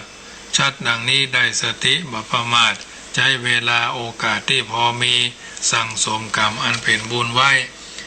เวลาใดทำทานก็ฮื้อเวลาใดฮื้อทานก็ได้ก็ฮื้อเวลาใดรักษาศีลได้ก็รักษาเวลาใดเจริญภาวนาได้ก็จะเจริญหรือทำบุญอย่างอื่นตามกำลังตามกำลังดำรงชีวิตอยู่ในสุจริตธรรมประกอบสัมมาอาชีพสั่งสมบุญอย่างนี้เข้าไว้เรื่อยๆก็จะให้เกิดความสุขสงบในชีวิตประจำวันตอบแทนตามที่มีบาลีรับรองว่าสุโขปุญญัสสะอุจโยการสั่งสมบุญคือความดีนำสุขมาให้แต่การกล่าวถึงความตายในลักษณะเช่นนี้พ้องที่คนเฮาบ่ชอบบ่อยากฟังบ่ยอมรับแม้จะกลัวตายอยู่ลึกๆในหัวใจก้นบึ้งของหัวใจก็เพราะคิดว่ายังถึงเวลาเลยบ่นไปเบนไปอู้คุยหรือว่าสนใจเรื่องอื่นเสียเพื่อที่จะบ่มาวิตกกังวลเกี่ยวกับเรื่องของความตายแต่ก่อนถึงเวลาตายคนเฮามีเรื่องที่น่ากลัวอยู่หลายเรื่องบางเรื่องคนเฮากลัวมากว่ากลัวตายมากกว่ากลัวตายก็คือเรื่องที่คนเฮากลัวนั่นก็คือความเหงาและความว้าเหวความเหงาและความว้าเหวนี้เกิดจากการที่ถูกลูกถูกหลานลูกศิษย์ญาณุศิษย์ทอดทิ้งพ้องจากการอยู่คนเดียวพ้องคนที่อยู่ด้วยกันล้มหายตายจากไปก่อนหน้าพ้องหรือเคยทำงานมีเพื่อนฝูงมากมีเพื่อนฝูงนักเมื่อออกจากงานแล้วก็ขาดการติดต่อต้องอยู่คนเดียวหาคนอื่นอู้คุยด้วยบ่ค่อยได้ทำให้เหงาหงอยเศร้าส้อยว่าเวขึ้นจากสาเหตุแล้วนี่แหละที่คนเริ่มรู้สึกกลัวความเหงาและความว่าเวความรู้สึกกลัวนี่แหละค่อยๆเกิดขึ้นและค้างคาอยู่ในใจ อันจะเป็นความกลัวที่เป็นอันตรายอย่างยิ่งทำให้สุขภาพใจย่ำแย่สุขภาพกายก็พลอยผสมลงอ่อนแอลงไปได้อันความกลัวเหงาอันความกลัวเหงากลัวว่าเวดังเนี้ยเป็นบางครั้งก็ทำให้คนเรายิ่งกลัวตายด้วยซ้ำไปโดยคิดว่าความตายนั้นมีครั้งเดียวแต่เมื่อตายแล้วก็หมดเรื่องกันไปแต่ความเหงาหงอยเศร้าส้อยว้าเหวซึ่งเกิดจากการถูกทอดทิ้งพ่องจากการที่ต้องดูคนต้องอยู่คนเดียวไม่เวลาตลอดเวลาเกิดขึ้นได้ตลอดเวลาเหงาทุกวันว้าเหวทุกวันก็ยิ่งมีอายุมากขึ้นแล้วก็ยิ่งคงอยู่นานขั้วผูกกันไปโดยหากจะมีคำถามเกิดขึ้นว่าทำอย่างใดจึงจะบ่เหงาหงอยบ่เศร้าส้อยบ่ว่าเหวหรือเมื่อเกิดขึ้นแล้วจะต้องทำอย่างใดจึงจะหายเหงาหายว่าเหวได้อันดับต้นจำต้องเชื่อพระพุทธเจ้าอย่าก่อนเพราะพระพุทธเจ้าทรงแนะนำสั่งสอนธรรมต่างๆไว้สำหรับประพฤติปฏิบัติเพื่อแก้ปัญหาชีวิตในทุกด้านอันเป็นข้อธรรมเหล่านี้ล้วนแล้วแต่เป็นสัจจะเป็นความจริงปฏิบัติตามแล้วย่อมได้ผลจริงความเชื่อนี่แหละที่เรียกขานกันว่าศรัทธาเมื่อศรัทธาแล้วก็ปฏิบัติตามเมื่อปฏิบัติจริงก็จะได้รับผลจริงแม้เรื่องการแก้ความเหงาแก้ความว้าเหวนี้ก็เช่นเดียวกันมีทางปฏิบัติได้หลายอย่างประการแรกต้องมีสติตั้งสติไว้ดีก่อนแล้วก็พิจารณาสัจจะข้อเท็จจริงเรื่องของความเปลี่ยนไปของชีวิตความเปลี่ยนไปของชีวิตนี้พระพุทธเจ้าทรงแสดงไว้ในทัสสะรัฐชาดกว่าเอโกวะมัจโจอาเจนติเป็นต้นแปลเป็นภาษาไทยได้ใจความว่าคนเฮาคนเดียวเท่านั้นตายไปคนเดียวเท่านั้นที่เกิดมาในวงตระกูลคนนั้นเท่านั้นที่ส่วนคนคบหากันของสรรพสัตว์เป็นเพียงการเกี่ยวข้องกันเท่านั้นหมายความว่าคนเฮาเมื่อเกิดมาก็เกิดมาคนเดียวเมื่อตายก็ตายคนเดียวที่อยู่ด้วยกันที่ทำงานด้วยกันคนข้างเคียงอันจะรับลวดคนเคยไปมาหาสู่ก็จะรับล้มหายตายจากไปก็มีความเศร้าโศกเป็นต้นนี่ถือว่าเป็นความจริงเป็นของจริงมีไผหลีกพ้นไปได้บอกวันใดก็วันหนึ่งเมื่อทราบชัดดังนี้แล้วจำเป็นที่จะต้องยอมรับความเป็นจริงนั้นแห่งประการหนึ่งท่านสอนว่าคนเราต้องพยายามอยู่กับตัวเองให้ได้สามารถอยู่กับตัวเองได้แล้วก็จะบ่เหงาหงอยเศร้าส้อยหรือบ่เหงาหงอยแล้วก็จะบ่เหงาบ่ว่าเหวผู้ที่อยู่กับตัวเองได้แสดงว่ามีตัวเองเป็นที่พึ่งสามารถพึ่งตัวเองได้เมื่อฟังตัวเองได้ก็จะได้พึ่งตัวเองคือตัวเองเป็นที่พึ่งที่สำคัญองค์สมเด็จพระจอมธรรมได้ตรัสรับรองว่าอัตตาหิอัตโนนาโถตนแลเป็นที่พึ่งของตนโกหินาโถปโรสิยาก็คนอื่นใครเล่าจะเป็นที่พึ่งของเราได้ตลอดไปพุทธเจ้าและได้ตรัสพุทธพจน์บทนี้ทรงประสงค์ให้คนเราได้พึ่งตนเองเป็นหลักไว้ก่อนเพราะเมื่อฝึกฝนพึ่งตัวเองได้แล้วก็จะมาได้ที่พึ่งอันโดยยากแม้คนอื่นที่ตัวเองได้พึ่งพาเขาก็พลอยจะเมินหน้าหนีเป็นต้นอันนี้แหละญาติโยมสาธุชนท่านผู้ฟังทั้งหลายน้ำธรรมคำสอนจากรายการเสียงธรรมก่อนรับตาในค่ำคืนนี้ได้อธิบายน้ำธรรมคำสอนมาพอสมควรตามกำหนดที่ช่วงแรกก็เมื่อได้โทรมีโอกาสได้อธิบายน้ำธรรมคำสอนจบลงไปแล้วก็จะได้เปิดสายหน้าไมค์ให้ญาติโยมโทรเข้ามาช่วงเวลา15 นาที2 ทุ่ม15 ถึง 2 ทุ่มเช้าอยู่จุดไหนโมงใดก็โทรเข้ามาทักทายกันเนอะเพราะฉะนั้นญาติโยมสาธุชนที่อยู่ทางบ้านกึศจะได้ค่อยเจถึงแปลงเจตึง โทรศัพท์หาได้ในช่วงที่เปิดสาย15นาทีเนาะ20นาฬิกา17นาทีถึง20นาฬิกา30นาทีโดยประมาณกึดจะได้ค่อยจะถึงก็โทรเข้ามาหาได้ที่0861875325 0861875325มีโทรแม่เรนูก้อนแก้วเข้ามาแล้วคุณโยมผ่องศรีดอยซิวโทรเข้ามาแล้วอันนี้เพิ่นทักทายว่าเหมือนกับว่าเพิ่นฟังอยู่ที่บ้านเนาะบ่ได้ฟังอยู่ทางบ้านเน้อเป็นกำลังใจคือว่าอันเพราะฉะนั้นวันนี้เป็นวันอังคารญาติโยมที่ยังบ่รับเตื้อหรือบ่ได้ธุระทางนอกบ้านก็โทรศัพท์เข้ามาได้เป็นเวลา10กว่านาทีจะได้ทักทายกันอยู่จุดไหนมองใดเน้อเจริญพรเจริญพรติดแล้วเน้อเจ้ากำลังมาสการเจ้าอ๋อเปลี่ยนเบอร์ให้วะเนี่ย จำได้จำเสียงได้เจ้าฝนตกฝนตกก็ได้สักเกตเจ้าค่ะฝนตกก็ได้สักเกตอ๋อฝนตกเลยเจ้าฮ้อนอันนี้ก่อนฮ้อนตั้ง2วันเอาโล่นฝน2วันมันไม่มีฝนเอาโล่นลมอ๋อ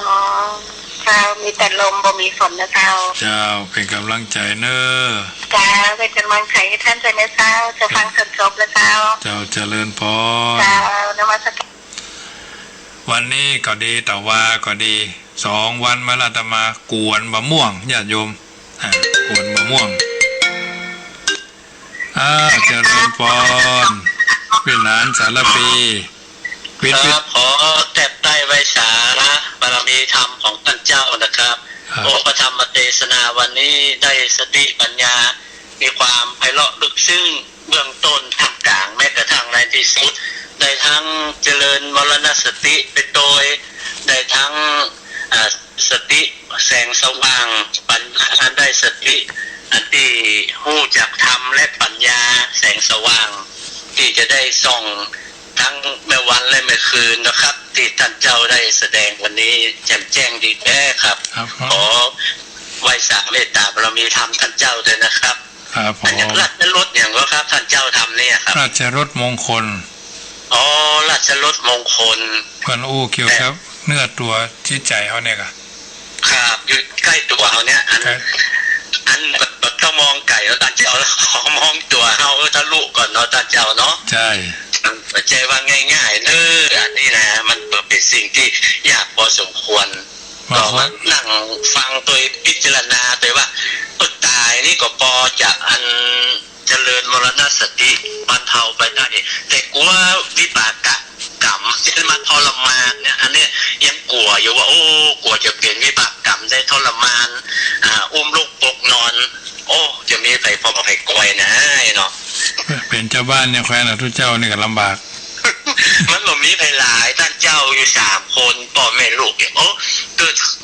ท่านเจ้าว่ามันจะง่อมจะเงา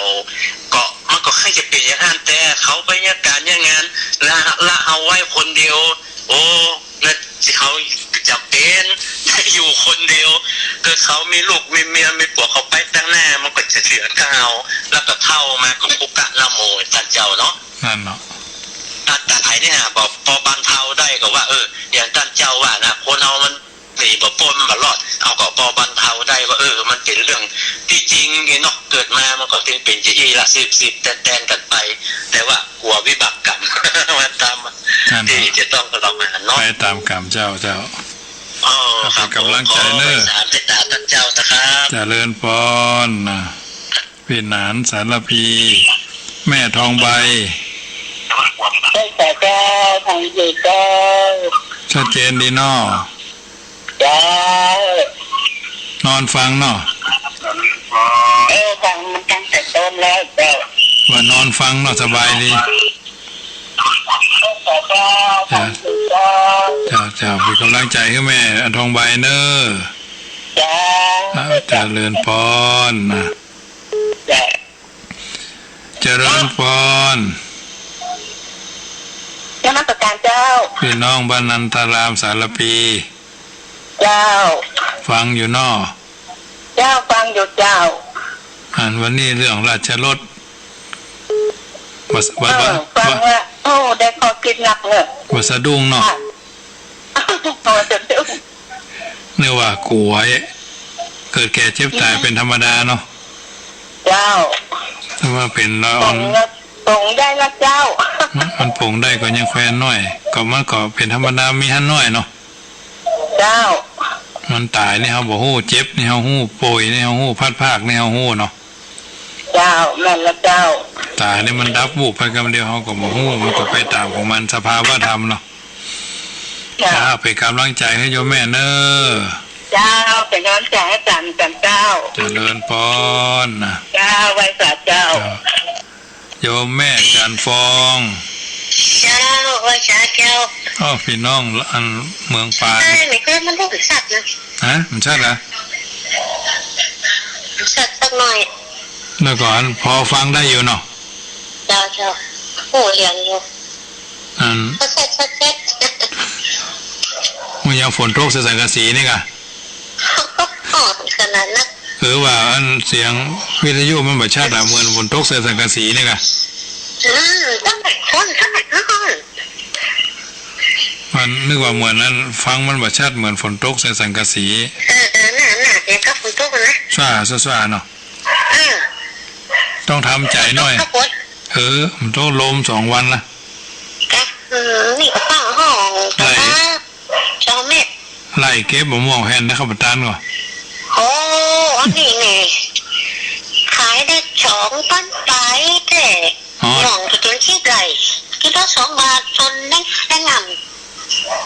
มะม่วงเนี่ยนะเราเห็นไปตางแตงแผ่นม่วงเนี่ยนะม่วงแก้วดีกับม่วงแก้วจ้าเตี๋ยได้เงินไปวันน่ะอันนี้มันเป็นมาซื้อล่า1 กิโล2 บาทนั่นน่ะถ้าเพ่กันน่ะเจ้าของสวนนี่ให้ตึกว่าเดี๋ยวพอพาขึ้นละออนแตงแผ่นละปุ้นเห็นมันเต้เป็นกำลังใจแม่จันฟองเนอเจ้าก็เจ้าเจริญพรแม่จันฟองเอาล่ะญาติโยมโทรศัพท์เข้ามาเป็นกำลังใจเนอะพอดีช่วงนี้ก็ได้รับเมตตาจากโยมต่างเงินบ้านโฮงเมืองลี่เนี่ยมันโฮงแล้วก็มันเวียงหนองร่องเปิ่นเอามะม่วงมาถวายนะก็เลยว่าพากันปอกมันสุกแล้วเนาะมะม่วงสุกปีนี้มันถูกศรัทธาชาวบ้านเปิ่นก็ว่าใครได้มะม่วงก็เลยไปเอารถไปต่างได้ลำรถปิกอัพก็มาทำกันได้วัน2 วันเนี่ยกวนเพราะว่าพอดีก็มีความรู้พอสมควรเนาะที่ได้รับนักเรียนจากอบรมตัวนั่นตัวนี้อ่านหนังสือพ่องหันเพิ่นทำพ่องหลายปีหลายอย่างก็เลยว่าลองทำเลยเนาะ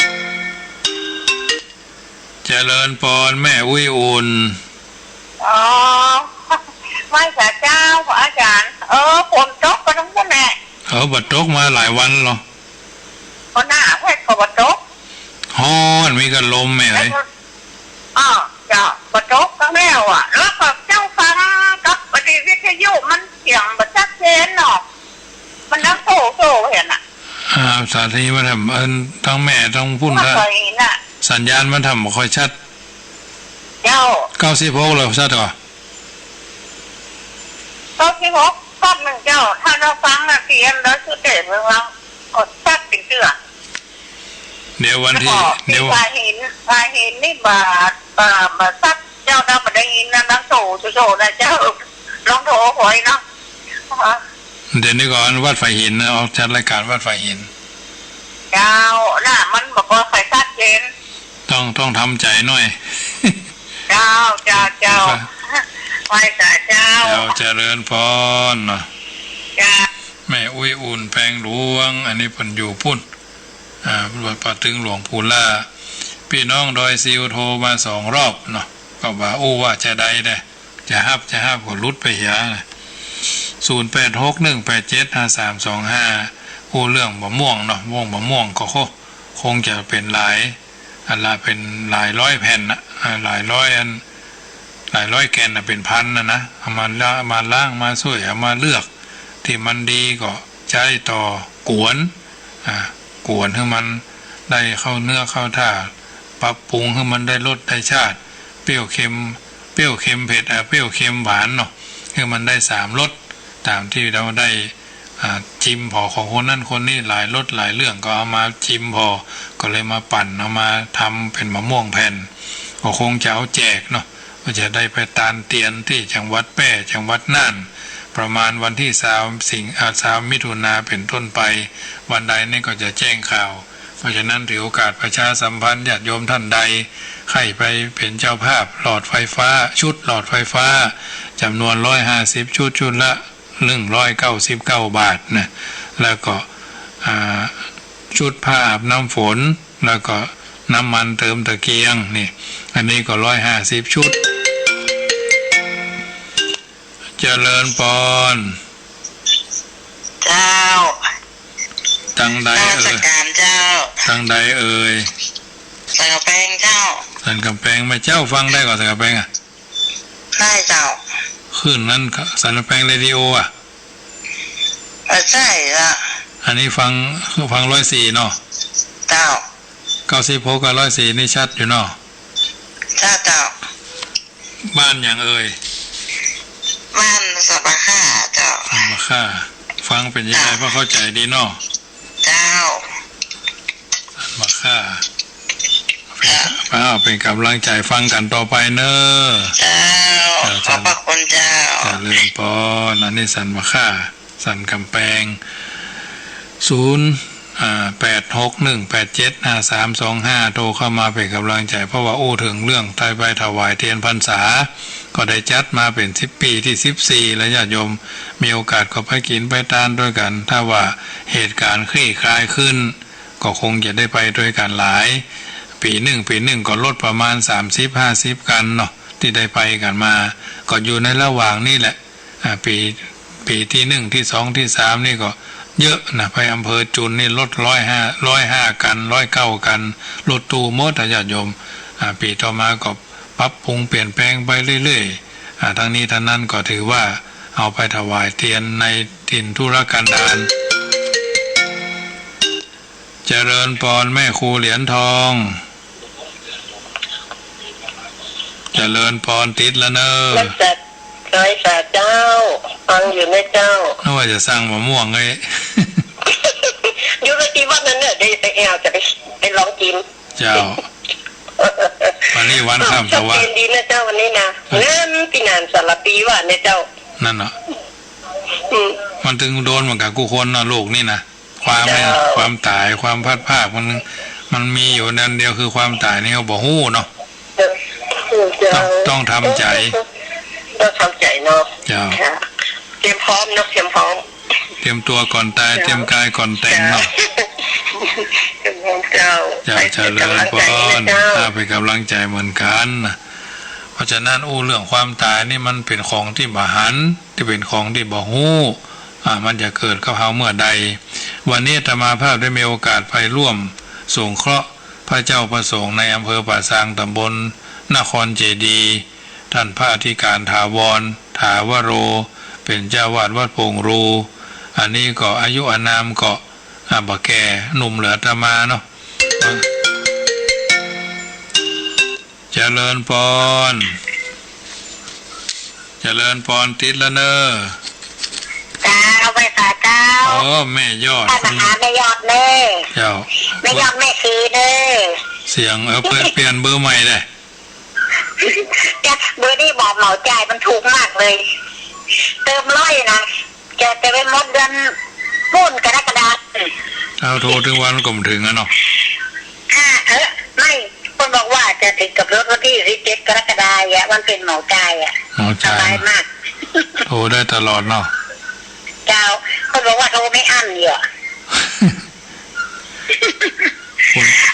วันหน้าจะมาที่หมอแอนถึงแม่ครูเนอะได้เลยเดี๋ยวไปยืดสักตึงแอนเนอะเจ้าได้เลยแม่ยอดเจ้าขอบคุณเจ้าไอ้ตาเจ้าแม่ยอดดอยไม่คือดอยสะเก็ดเนาะแม่ยอดไม่คือดอยสะเก็ดท่านอาจารย์พระอธิการถาวรรูปนี้เพิ่นว่ามีวันหนึ่งตื่นเช้าขึ้นมามันแบบมีแหงเนาะเหมือนกับพนห้องวัดมันขาดมันมีความรู้สึก ในตัวของท่านภาคซ้ายเนาะภาคซ้ายเหมือนกับว่ามันหมดแหงนะเป็นอ่อนไปเลยไปอยู่หงยาร่วมเดือนปลายเนี่ยยังหนุ่มยังแน่นกว่าธรรมาโลกนี้เพิ่นฮ้อเป็นเพิ่นฮ้อว่าเป็นภัยเงียบนะเส้นเลือดตีบในสมองพ่องอย่างต่ออย่างแหมตนหนึ่งก็วัดในอำเภอป่าซางนี่แหละวัดบ้านไร่นี่ก็ลักษณะเดียวกันเพราะฉะนั้นเมื่อท่านทั้งหลายสะดุ้งตื่นมื่นตาแต่ละวันนะก่อนจะลุกจากที่นั่งที่นอนแล้วก็พยายามยกแข้งยกขาแข้งซ้ายแข้งขวาขาซ้ายขาขวามึนตาแล้วลองยกหัวพอถ้ายกหัวพอได้ก็แสดงว่าวันนี้เราอยู่รอดปลอดภัยบ่เป็นหั่นเป็นนี่หรือบางวันเนี่ยเราอาจจะเพดานบ้านเราอาจจะหมุนพ่องกาเนี่ยนั่งอยู่กับที่มันหมุนพ่องกาก็ต้องทำใจเพราะว่าบางสิ่งบางอย่างนั้นดูแลสุขภาพพอบางทีเราไปวัดความดันพ่องเกาเบาหวานความดันตลอดจนอย่างตัวอย่างภายในตัวเขาเนี่ยก็พยายามดูแลเอาใจใส่ทุกคนมันจะเกิดขึ้นครับเมื่อตัวตนเฮาเมื่อใดก็โม้ผ่านพาธิการทวารทำตนหนึ่งที่มีความใกล้ชิดกันนะปุ่นวัดตุ่งยาวตำบลศรีบัวบานอำเภอเมืองละปูนอันนี้ก็เดือนปลายมันนะท่านเหล่านี้จะอยู่ในระดับเดียวกันในระดับประมาณสักเดือนปลายที่ผ่านมาเนี่ยเป็นอาการลักษณะเดียวกันนะสะดุ้งตื่นมึนตาขึ้นมาบ่มีแหงส่งโรงพยาบาลปรากฏว่า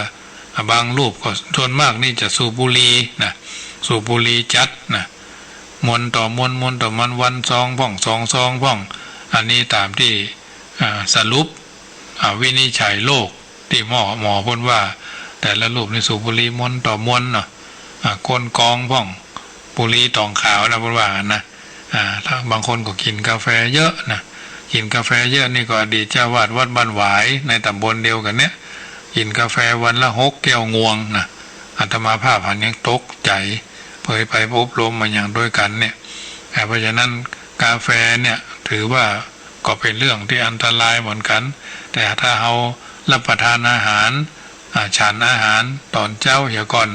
อาหารตอนเจ้ามือทองเมื่อตอนมือเงินเมื่อแรงมือทองแดงนี่นะสำหรับชาวบ้านชาววัดนี่เป็นฉันแค่2 มื้อเนาะ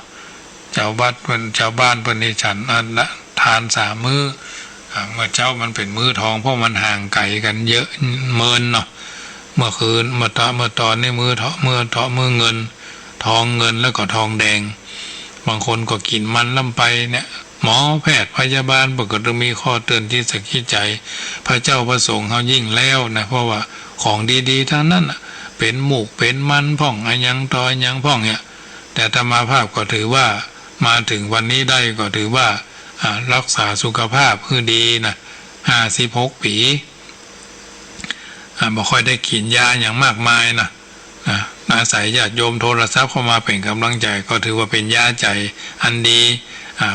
ตอบกันในข้อความในเฟซในไลน์ก็เป็นยาใจทุกเจ้าส่งธรรมะคือญาติโยมก็มันต้องไปขึ้นอย่างนักว่าวันนี้บางเตื้อก็ตอบจ้าบางเตื้อก็ไม่ได้ตอบเตื้อนะเพราะฉะนั้นวันนี้ก็ได้ทำงานหลายอย่างงานเจ้าอาวาสก็ถือว่าเป็นงานพ่อบ้านเนาะงานพ่อบ้านวัดทั้งวัดเราต้องดูแลตั้งแต่น้อยไปถึงใหญ่นะดูแลเอาใจใฝ่การเป็นอยู่การดำรงชีวิตพระสงฆ์องค์เนนนะถ้าเราจัดเป็นระบบเราปฏิบัติเป็นระบบนี่ก็ย่อมมีปัญหาอย่างมากมายการดำเนินชีวิตเราต้องมีแบบแผนนะแบบแผนที่แผนในการดำเนินชีวิตของเราคือถูกต้องท่องแท้เป็นลำดับไปเมื่อเราเข้าใจในสิ่งต่างๆเหล่านี้ได้ก็จะสามารถแยกแยะกันไปในที่สุดได้เจริญพรน้องเบี้ยวฟังอยู่เนอฟังเข้าใจดีเนาะวันนี้เนาะครับฟังไปกันรับไปกับม่วนแต่รับฟังอันนี้ มันอาจารย์แบบมันเพลินมันผ่อนคลายนี่ว่าแล้วเหมือนเพลงกันธนงศักดิ์ภักดีได้ว่าไงกำลังตื่นเปรี้ยวนะเคิมเนาะมันเพลียครับเวลาไปห้องเพลงไปทำการอย่างเงี้ยมันจะเพลียครับอันเสียทำงานวันเลยห้องก็เลยหลับไปหลับไปสะดุ้งตื่นมาก็ยังได้ยินอยู่เนาะโถว่ามั มัน2 ทุ่มเกินเลยอยู่ว่าเนี่ยอาจารย์เข้าไปแล้วมันจะได้ครับเข้าตั้งแต่ทุ่มเช้า5แล้วครับตอนแรกดูมันจะ6 โมงก็ได้ก็มันร้อนเนาะมันก็เลยอากาศไม่ค่อยอันนี้เนาะก็เลยมันแต่ตอนเย็นอยู่อย่างเนาะเลยรับเพลินไปหน่อยครับมันนี่อยู่ใจครับมันเหมือนจะว่าอันตอนเย็นในอย่างอากาศเนาะมันเหมือนเนาะอากาศเนาะครับเหมือนอากาศมันเหมือนจะไม่ค่อยข้ามอย่างเงี้ยมันก็ใช่อากาศมันร้อนเนาะคุณน้องมันก็เลยเป็นอย่างเนาะใช่เตียนจังกรรมนี่ฝนตกครับเป็นลมมา2 วันละลมบ่ได้มืดมากก็หายมืดมากก็หายมืดมากก็หายไปเลยมืดมากก็หายมืดมากก็หายเนี่ยเดี๋ยวก็ตกอ่ะเนาะถ้าจะตกเหมือนเนี่ยต้องดูวันต่อวันเนาะครับผมเป็นตั้งใจครับผมครับโมทนาน้องเบี้ยวผู้พิการสายตาเป็นกำลังใจเพราะฉะนั้นญาติโยมสาธุชนท่านผู้ฟังทั้งหลายทุกสิ่งทุกอย่างพยายามระวังไว้ดีกว่าป้องกันดีกว่ารักษายืนเดินนั่งนอนกินดื่มทำพูดคิดนะเป็นวิถีชีวิตประจำวันไผถึงช่วยเฮาบ่ได้เฮาต้องช่วยตัวเฮาเป็นอันดับแรกก่อนจะไปถึงหมอก่อนจะไปถึงแพทย์ก่อนจะไปถึงพยาบาลเนี่ยดื่มน้ำนะหิวกระหายก็ดื่มน้ำคือมันดีคือมันได้เจริญพร364เจ้าธรรมจักรเจ้าจากไหนนี่หมู่ซิกออนใต้เจ้าออนใต้เนาะเจ้าชัดเจนดีเนาะชัดเจนดีเลยติดขึ้นน่ะ114น่ะ104จ้ะ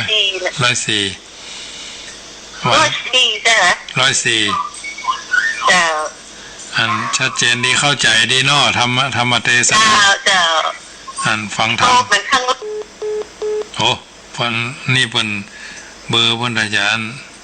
แบตเพิ่นจะหมดหรือสตางค์เพิ่นจะหมดมันรุดไปคนเดียวเนอะโยมแม่บ้านออนใต้อำเภอสันกำแพงเนาะอำเภอแม่ออนใต้นี่นะ3646เนาะเพราะฉะนั้นสาธุชนท่านผู้ฟังทั้งหลายอิริยาบถทั้งหลายยืนเดินนั่งนอนกินดื่มทำพูดคิด9อิริยาบถนี้ถ้าไผ่ทำได้ดีถ้าไผ่รักษาได้ดีประคับประคองได้ดีมันก็อายุก็จะได้หลายส่วนมากนี่มันก็ยังว่านั่นนะการดำเนินชีวิตเหมือนเขาขับรถไปเขาขับรถดีอดีก็ไปจนท่านย่ำนี่มันก็เป็นเรื่องธรรมดาถ้าเอาประคับประคองให้มันได้มันก็ไปได้ยาวกินดื่มเนี่ยอันตัวสำคัญบางสิ่งบางอย่างนี่เขาน้ำตาลนักน้ำไปกะน้ำตาลนักน้ำไปกะหรืออื่นๆที่มันเข้ามาแทรกแซงนะมันนักลำไปกะพักผ่อนลำบากเพียงพอลำไปก็สิ่งเหล่านี้ถือว่าเอาท่านทั้งหลายจะได้เข้าใจในสิ่งต่างๆเหล่านี้เอาท่องรักษาดื่มน้ำนะดื่มน้ำคือมันได้ตามที่พันว่าเอาไว้จะได้เข้าใจในสิ่งต่างๆเหล่านี้อาหารก็ให้มันถูกต้องตามเวลาเจริญพรเอาท่องรักษาดื่มน้ำเจริญพรปิดวิทยุเนอเจ้านมัสการเจ้าจากไหนนี่จากออนใต้สันกำแพงเจ้า463เข้าใจชัดเจนดีเนาะเจ้าจันโทปตันนะมือถือเจ้ามารุ่นเก่าน่ะปตันจะเป็นจี้อ่ะมันเป็นอันรุ่นกดเนาะอดมนโตที่อะไรมันก็ดื้อหมายเจ้าอุยองบ่ได้ถึงยองก็ได้เมืองก็ได้ไปคนหอยไซเราก็มาเอาแต่งงานกับคนออนไต่วัดปะตึงออนไต่เลยเจ้าปะตึงหลวงปู่ล่าเจ้าแล้วก็แม่ไปแหนตัวเอกะนี่จะเป็น2 สถาเจ้าฟัง2 สถาไปก็ไป2 วัดฟังกันมาตลอดเนาะเจ้าฟังเมื่อเจ้าก็ฟัง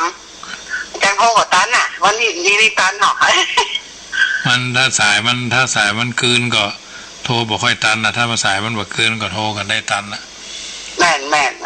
พระเจ้าสมัยมาใครตันมันน่าคนเยอะคนหนักขนาดเนาะ แม่เจ้าท่านซองท่านอาจารย์พระครูอภิวัตรครับท่านตุลุงนันเนาะโอ้วันนั้นจำประธานพระครูอภิวัตรนะวัดนั้นนะครับไปหล่อท่านประธานเจ้าเกิดการเลยอาตมานี่เป็นวันศุกร์วันวัดพระธาตุเจริญนะแต่เจ้าได้โทรช่องเตยอ่ะที่ดันโทรหาท่านนะที่ท่านว่าตุลุงเนี่ยที่ท่านเนี่ยมาอายุยังไม่สูงเตยกันเนาะเจ้านี่มีวะเมินนะเจ้าโฮเมินนะตีดัด2 เติมอย่างนี้ท่านว่าโอ้ยว่าห้องตุลุงอีเนี่ยห้องตุลุงสะดุ้งนะกะโอ้น่ากะแล้วก็เจ้าเขานี่มาอายุ68แล้วหรอลูกหลานท่านอาจารย์นี่ก็ได้หรอทางอาจารย์นี่ก็ได้ทางพระครูท่านมหาต้องห้องท่านมหาเจ้าสบายดีเจ้ามีอย่างอ่ะโทรมาหูฟังตึงหวานอ่ะเจ้าเป็นกำลังใจคือแม่เนอเจ้าโมทนาสบายดีลูกเก่าดีหมดอ่ะเจ้าโมทนาด้วยเนอเจ้าเป็นไงเอาละโยมแม่ออนไต2 คนแล้วนะตะกี้3646อันเดียวนี้4673นะ367มันเนี้ยมันถึงเปลี่ยนไปเวียนมาอยู่แต่วันเนี้ยเพราะฉะนั้นญาติโยมสาธุชนท่านผู้ฟังทั้งหลายรักษาสุขภาพพื้นดีสุขภาพกายสุขภาพวาจาสุขภาพใจดีใจบานใจชื่นใจจุ่มใจเย็นก็เป็นใจของเฮาบางสิ่งบางประการก็ต้องพดปล่อยวางเหี่ยพ่องถือไว้ก็นักนะหน่วยนักกิ่งคำคืนยิ่งนักตัวอย่างที่เพิ่นว่านั่นแหละอย่างนั้นในค่ำคืนนี้อาตมาภาพได้ดำเนินรายการเสียงธรรมก่อนรับตาเป็นประจำวันอังคารทุ่มป่ายก็จะได้น้อมนำเอาพระธรรมเทศนาเทศให้ฟังสรุปธรรมฟังเรียบร้อยก็จะได้เปิดสายเรียบร้อยก็จะได้เข้าสู่ช่วงแห่งธรรมบรรยายไปแต่ประมาณ45นาที40นาทีก็จะได้เปิดสายแถมช่วงหนึ่งแล้วก็จะได้ปาญาติโยมไหว้พระสวดมนต์ก่อนนำรายการนั้นเข้าสู่เข้ารับเข้านอนกันเนาะภายแผ่ยายบุญที่เราได้ทำบุญในวันนี้เพราะฉะนั้นมีโอกาสก็ร่วมกินร่วมทานเป็นเจ้าภาพหลอดไฟฟ้าพาอาบน้ำฝนเตียนพรรษาซึ่งปีนี้ได้ตั้งเจตนาเอาไว้ว่าจะได้ไปถวายณจังหวัดแพร่จังหวัดน่านก็คงจะผ่านแถวแพร่เมืองผีในเมืองน่านนะเป็นสถานที่ท่องเที่ยววัด3 จุดละ3 วัดนะเตียนพรรษานี่ก็เล่มละ999 บาทเพราะหรือจะร่วมกันรอตามเจตนาปีแล้วก็เช่นเดียวกันรอที่วัดจังกำปีนี้ก็คงจะรอเป็นส่วนหนึ่งประมาณ10ถึงวัดจังกำ10 ชุด10 เล่มหนึ่งก็สูงประมาณเกือบประมาณศอกเนี่ย4 ศอกนี่แหละ4 ศอกย่อมนะญาติโยมประมาณ3 ศอกเนี่ยจะได้รอมันเป็นกิจลักษณะขี้เพิงถึงก็บางปีอย่างปีแล้วญาติโยมมาถวายไว้จำนวนมากก็จะได้หลอมรอเอามาเป็นแผ่นเป็นเล่มนะเป็นเนื้อเดียวกันมันก็มีกรรมวิธีของมันนะได้สั่งทำพิมพ์เทียนนะปีแล้วชุดละ 5,500 เนาะจำนวน10 ชุดนะ10 ชุดเอาไว้ก็ถือว่าเป็นส่วนหนึ่งที่ได้จัดเอาไว้ได้รับการศึกษาอบรมจากครูบาอาจารย์ที่ไปมีความชำนาญเท่าไปซื้อเพิ่นก็จำนวนหลายตังค์เตียนพรรษานี่บ่ได้เน้นนะแต่เน้นชุดหลอดไฟฟ้าวัดหนึ่งก็ประมาณ9 ชุด10 ชุดถึงวัดจังคำชุดหนึ่งไม่ใช่ว่าจะหลอดไฟหลอดละ199ไม่ใช่ชุดหลอดไฟพร้อมสายพร้อมสลัดประหลาดสตาร์เตอร์อย่างของมันชุดสำเร็จเรียบร้อยพร้อมเสียบได้เลยนะชุดละ199 บาทจำนวน150 ชุดแล้วก็ผ้าอาบน้ำฝนน้ำมันเติมตะเกียงนี่ก็150 ชุดชุดละ99 บาทส่วนเทียนพรรษานี่มันต้องหล่อมีกรรมวิธีเล่มละ999 บาทแต่ทั้งนี้ทั้งนั้นเราก็รวมกันคนละเล็กคนละน้อยก็ได้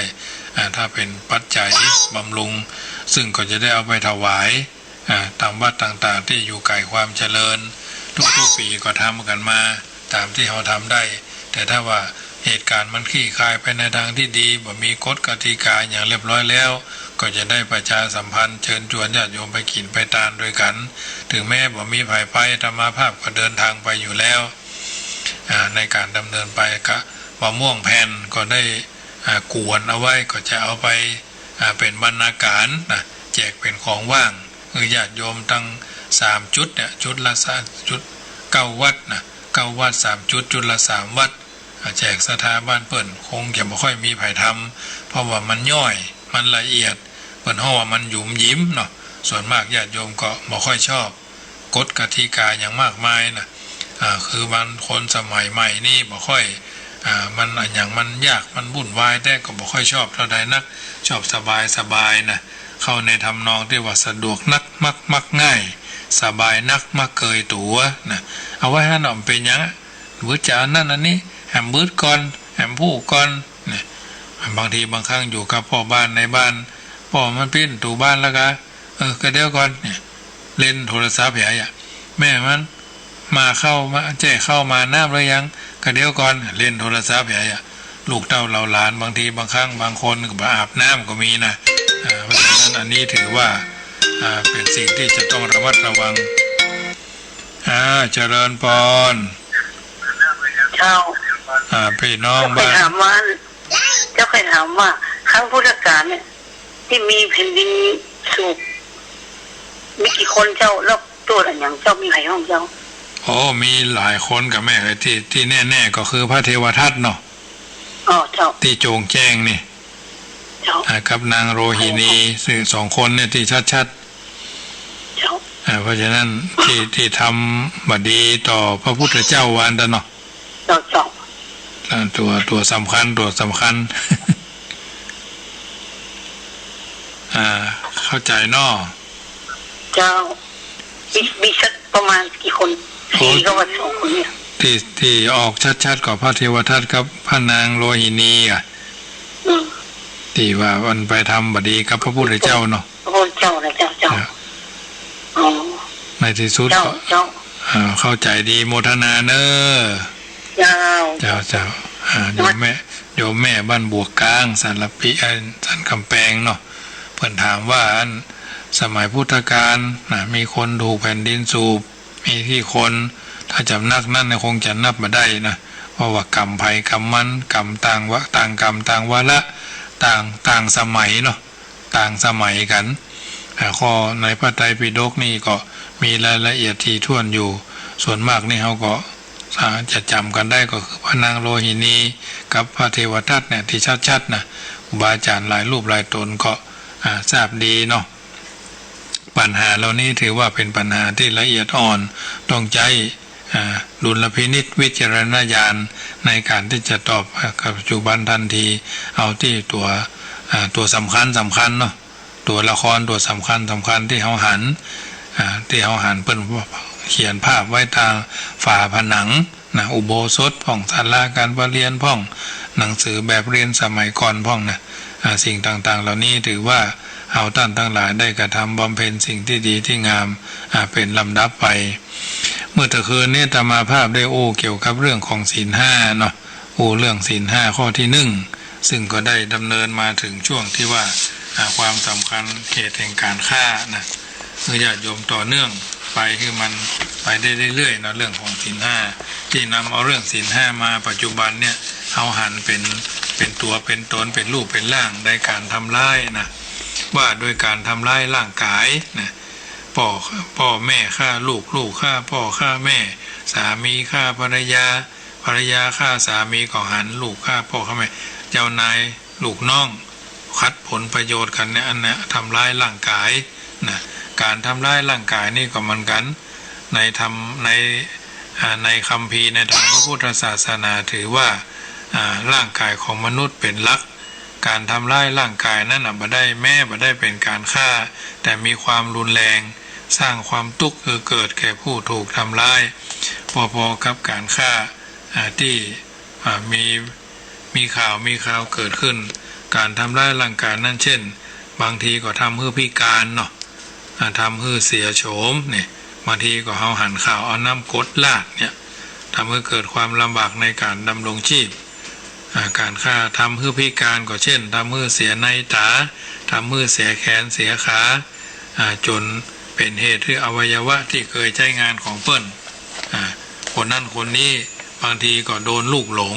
อย่างที่เราอ่านในภาพยนตร์ข่าวใช้งานต่อไปบ่ได้อันนี้ก็ทำให้พิการทำให้เสียโฉมก็คือทำให้อวัยวะเสียรูปเสียความงดงามไป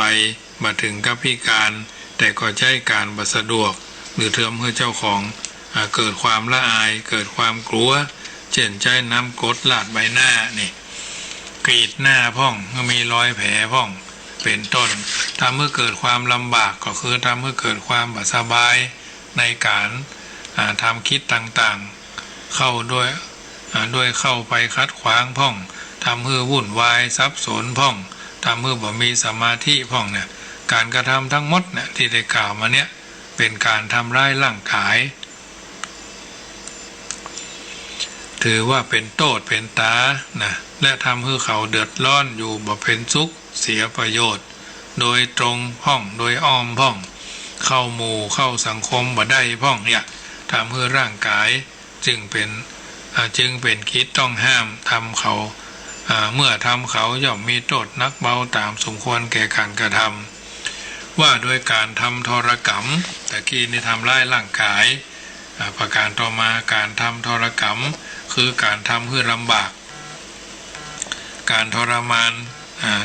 สัตว์โดยไร้ความปราณีนะแบ่งวิธีการทำทรกรรมแบบต่างๆได้หลายแบบอับสายขอนอเจริญพรแม่บัวค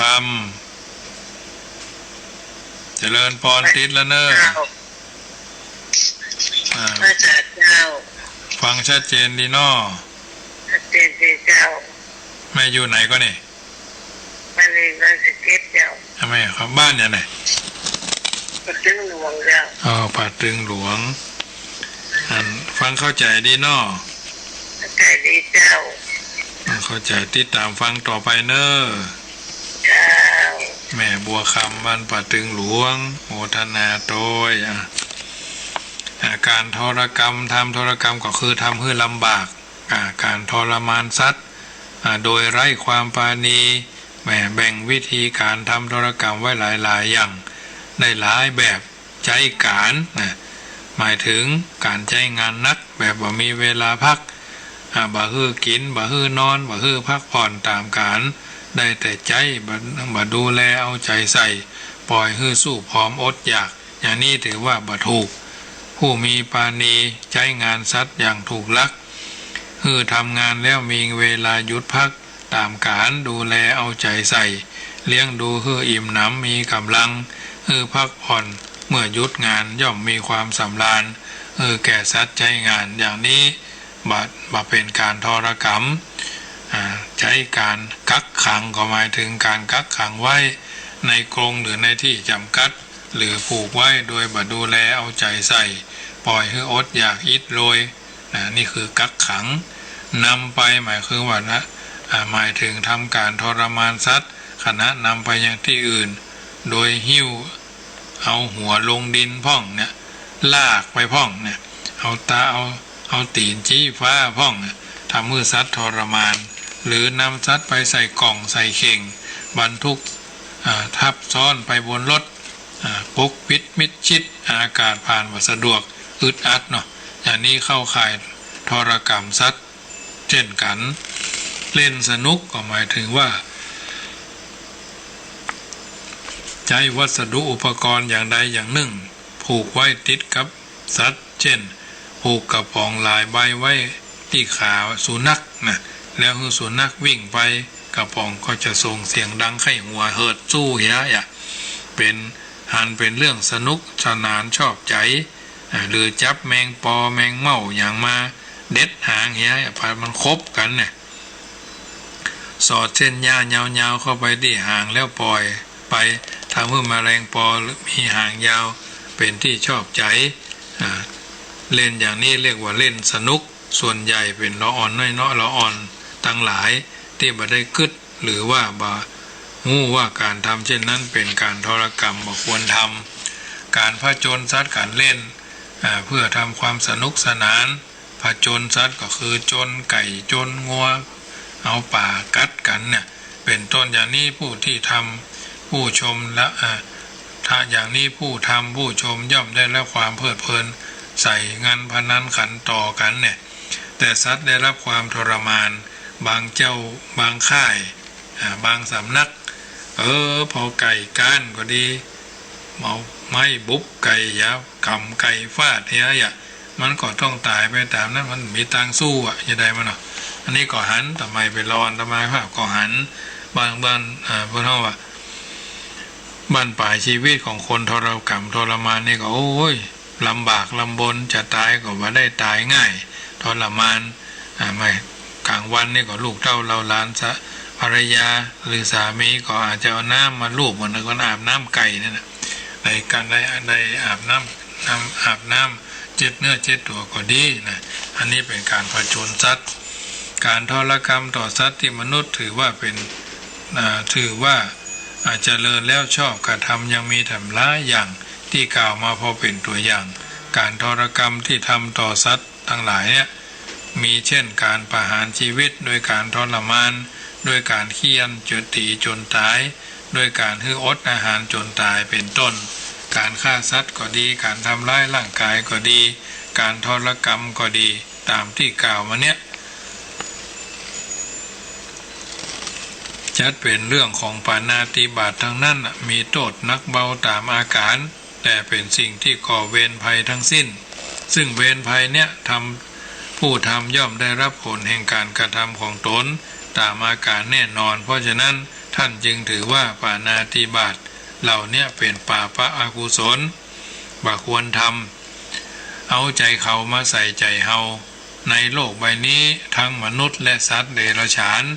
ต่างก็มีหัวอกเดียวกันก็คือฮักสุขเกียรติทุกข์บ่ต้องการให้ภัยมาทำให้ตัวเองเดือดร้อนล้มตายมนุษย์และสัตว์จึงพยายามหนีเมื่อมีผู้อื่นสัตว์อื่นมาทำร้าย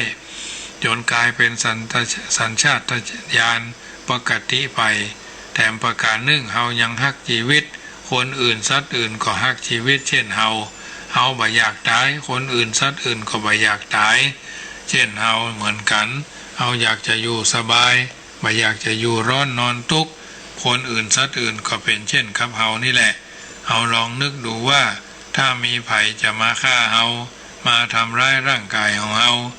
พิกลพิการเสียโฉมหรือมาทรมานทรกรรมเฮาถ้าเมื่อเฮาได้รับทุกข์ทรมานได้รับ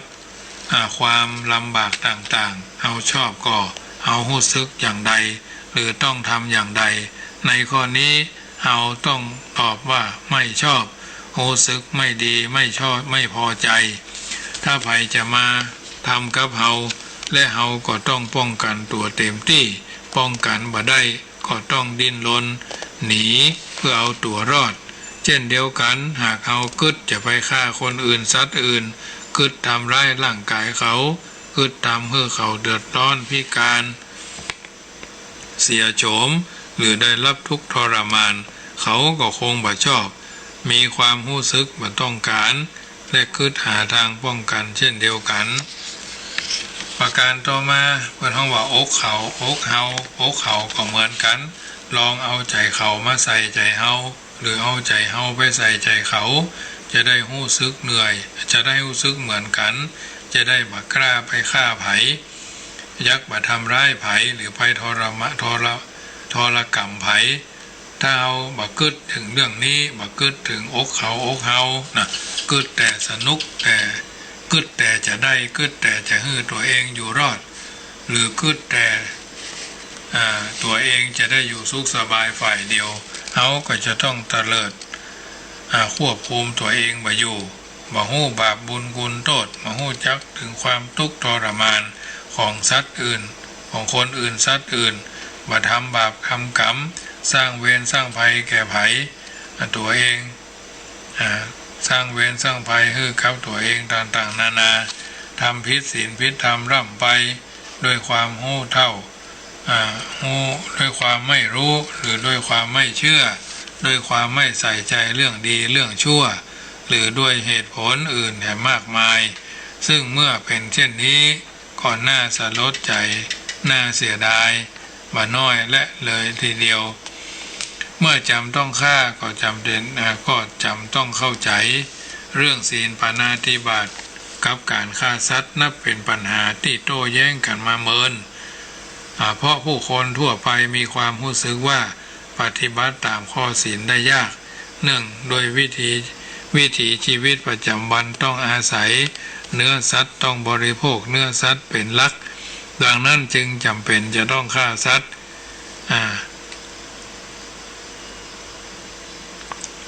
ฆ่าเพื่อเป็นการดำรงชีพเนาะมีคนบ่น้อยหรือมีอาชีพในการจับปลาขายในการค้าขายปลาเช่นชาวประมงพ่อค้าสัตว์ทะเลอาหารทะเลเนาะบุคคลเหล่านี้มีความรู้สึกบ่สบายใจกันบ่น้อยว่าอยากจะฆ่าสัตว์แต่จำต้องทำเพราะเป็นอาชีพดำรงชีพมาด้วยการจับปลาและสัตว์ทะเลบ้านอยู่ติดทะเลจะไปอยู่ที่อื่นก็บ่ฮู้จะไปไหนบ่ฮู้จะไปทำอย่างกินด้วยบ่เคยทำบ่เคยมีประสบการณ์นอกเหนือจากการประมงจำต้องฆ่าทำกันมาเช่นปู่ย่าตายายนะน่าหันใจบ่น้อยสำหรับคนประเภทจำต้องทำอย่างนี้อันที่จริงการฆ่าถือว่าเป็นปาณาติบาตและมีโทษจากการฆ่าเต็มรูปนั้นจำต้องหู้และทำความเข้าใจพ้องเพื่อทำให้เกิดความสบายใจบ่ฮึดวิตกกังวลอันอย่างมากศีลข้อที่1นี้ก็คือจะเป็นปาณาติบาตและมีโทษถึงขั้นศีลขาดมีองค์ประกอบด้วยหลัก5ประการ1สัตว์ที่ฆ่าเป็นสัตว์ที่มีประมาณคือมีลมหายใจ2ผู้ฆ่าก็ฮู้ว่าสัตว์นั้นเป็นมีปานคือมีลมหายใจ3ฆ่าความมั่นคงในใจจะฆ่าให้มีความตั้งใจจะฆ่าให้ตายประการต่อมาพยายามฆ่าสัตว์นั้นแม้ด้วยเพียงเอื้อมไปฆ่าเท่านั้นก็จะต้องฆ่าประการต่อมาสัตว์นั้นสิ้นลมหายใจไปด้วยความพยายามนั้นองค์แห่งศีล5ประการเนี้ยเมื่อมีครบจึงเป็นปาณาติบาตและมีโทษฐานทำปาณาติบาตนั่นหมายความว่าเมื่อมีบ่ครบองค์แม้จะปาณาติบาตก็เพราะสัตว์ตายไปแต่โทษจากปาณาติบาตก็ย่อมลดผลย่อมลดน้อยลงเช่นฆ่าสัตว์ตายโดยบ่ตั้งใจจะฆ่ามีเจตนาจะฆ่าบ่มีความพยายามเช่นขับรถชนคนตาย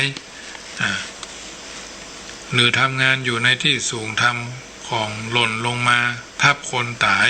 อย่างนี้เป็นอันบ่ครบองค์แม้จะทำให้ตายก็ตามกฎหมายรับรองเรื่องเหล่านี้ไว้สำหรับการตัดสินโดยมีโทษเบาลงมานะเพราะความไม่ประมาทหรือบางทีก็ทำด้วยความประมาทเนี่ยแม้ในทางธรรมก็เหมือนกันท่านกำหนดเอาไว้องค์แห่งศีลเข้าไว้ประมาณประการแรกก็เพื่อเป็นเครื่องตัดสินว่าเมื่อล่วงละเมิดทำผิดไปศีลจะขาดหรือไม่เป็นการขจัดความเครือบแคลงสงสัยในตัวของผู้รักษาศีลที่เป็นอย่างนี้ได้เป็นอย่างดีเพราะบางคนบางครั้งเผลอไปทำอันอย่างเข้าก็บ่ฮู้เหมือนกันว่าศีลของตนขาดหรือไม่เมื่อบ่ฮู้และลังเลอยู่ก็ทำให้บ่สบายใจเมื่อฮู้องค์แห่งศีลศีลแล้วก็จะได้นำไปเทียบเคียงดูก็จะทำให้ฮู้ได้ว่าศีลของตนหรือขาดหรือไม่หรือด่างไปพร้อยไปหรืออย่างทำนองนี้แถมประการหนึ่งก็เพื่อจะได้ฮู้ว่าผลของการทำปาณาติบาตมีโทษแค่ไหนอย่างใดผู้ที่กำหนดองค์ศีลไว้บ่ใช่เป็นผู้ตัดสินการกระทำก็เป็นเรื่องของกรรมที่เป็นเครื่องตัดสินว่ามีโทษมาก มีโทษนักเบาตามความต้องการของผู้อื่นนั่นกำหนดองค์ศีลเข้าไว้เพื่อดูแลและเข้าใจในเข้าใจตามข้อเท็จจริงนะเมื่อเป็นอย่างนี้บอกว่าจะเป็นชาวประมงพ่อค้าและผู้เกี่ยวข้องกับการฆ่าสัตว์ทั้งหลายย่อมรู้ตัวเองดีว่าคนทำบุปานาติบาตเต็มอยู่มันเป็นปานาติบาตเต็มรูปหรือไม่หรือขาดองค์เสียข้อไหนอันจะเป็นเหตุให้ผลของการกระทำลดหย่อนลงไปได้ประการต่อมาพึงคำนึงถึงข้อเท็จจริงในเรื่องฆ่าโดยฆ่าโดยจะจงใจหรือว่าจงใจบ่าทำร้ายร่างกายหรือบ่าอันได้กระทำทรกรรมให้เกิดความสุขทรมานทรกรรมให้เกิดความสุขความทุกข์การเนี่ยมันสามารถแยกกันได้ถ้าฆ่าโดยจงใจเป็นต้นก็บ่อาจจะหลีกเลี่ยงโทษปกติได้หากฆ่าโดยบ่เจาะจงบ่ทำเองบ่ได้ทำร้ายบ่ได้ทำทรกรรมเป็นไปเพื่อโดยปกติดังนี้ก็คือว่าไปซะถือว่าบ่ครบองค์เนาะเมื่อยังบ่ครบองค์ปาณาติบาตก็จะเต็มรูปผลก็ผ่อนลงมาหรือบางกรณีกลายเป็นเรื่องปกติบ่มีโทษอันอย่างมากบางท่านอาจสงสัยว่าผู้ทำปาณาติบาตหรือผู้มีอาชีพหลากหลายนะกับปาณาติบาตจำนวนบ่น้อยที่สุขสบายมีฐานะร่ำรวยเป็นเศรษฐีมหาเศรษฐีไปตามลำดับมีผู้คนเคารพนับถืออย่างนี้ถือว่าปาณาติบาตนั้นบ่ได้ให้ผลเสียต่อผู้นั้นแต่กลับให้ผลตอบแทนสำหรับเป็นอย่างนี้การงดเว้นจากปาณาติบาตก็บ่จำเป็นงดเว้นแต่และแล้วก็ยังอยากจนไม่ใช่ยากจนนะว่าผู้บางดเว้นอย่างทำนองนี้เพราะฉะนั้นจึงนำเสนอญาติโยมสาธุชนไต่ตรองพินิจวิเคราะห์การประกอบปาณาติบาตให้ดีและลึกซึ้งย่อมจะทำให้เข้าใจและหายเอาสงสัยได้แต่การทำปาณาติบาตที่จะทำให้บ่ครบองค์ถ้าท่านค่อนข้างจะทำได้ยากส่วนใหญ่จะครบองค์เพราะฉะนั้นผู้ที่มีอาชีพปาณาติบาตส่วนหนึ่งจึงต้องรับโทษจากปาณาติบาตว่าอาจจะมีฐานะสุขสบายร่ำรวยพิษคนเคารพนับถือเหมือนกันนั้นคนหนึ่งที่ทำอย่างนั้นลงเดียวได้แต่อย่างเดียวได้แต่ว่าเขาทำบ่ค่อยครบองค์ประกอบเมื่อเป็นเช่นนี้ก็จะอาจทำให้ผู้ที่ผิดพลาดลบเลี่ยงจากการทำปาณาติบาตบ่ให้ครบองค์5จะได้บ่ต้องรับผลอย่างเต็มที่อันนี้ย่อมเป็นไปได้ยากเพราะการลบเลี่ยงเช่นนี้บ่อาจจะพ้นไปได้นะตัวอย่างการมีเจตนาลบเลี่ยงหรือว่าถือว่าเป็นเจ้าของเงินอยู่เหมือนกับคนอื่นที่ลบเลี่ยงขโมยของจากคนใดคนหนึ่งหรือบ่ถูกโทษก็ยามใจย่ามเนาะย่อมไปทำแหมน้อยที่สุดก็เกิดการโดนจับโดนยับปรับไหมนะผิดด้วยกฎแห่งธรรมชาติแน่นอนปาณาติบาตอยู่ที่เจตนาเป็นสำคัญปาณาติบาตนี้บ่ค่อยจะครบองค์เท่า5นั้นสำคัญต้องไม่มีเจตนาเป็นบ่มีความต้องการในการทำเป็นพื้นฐานก็ดีหากว่าตั้งใจทำ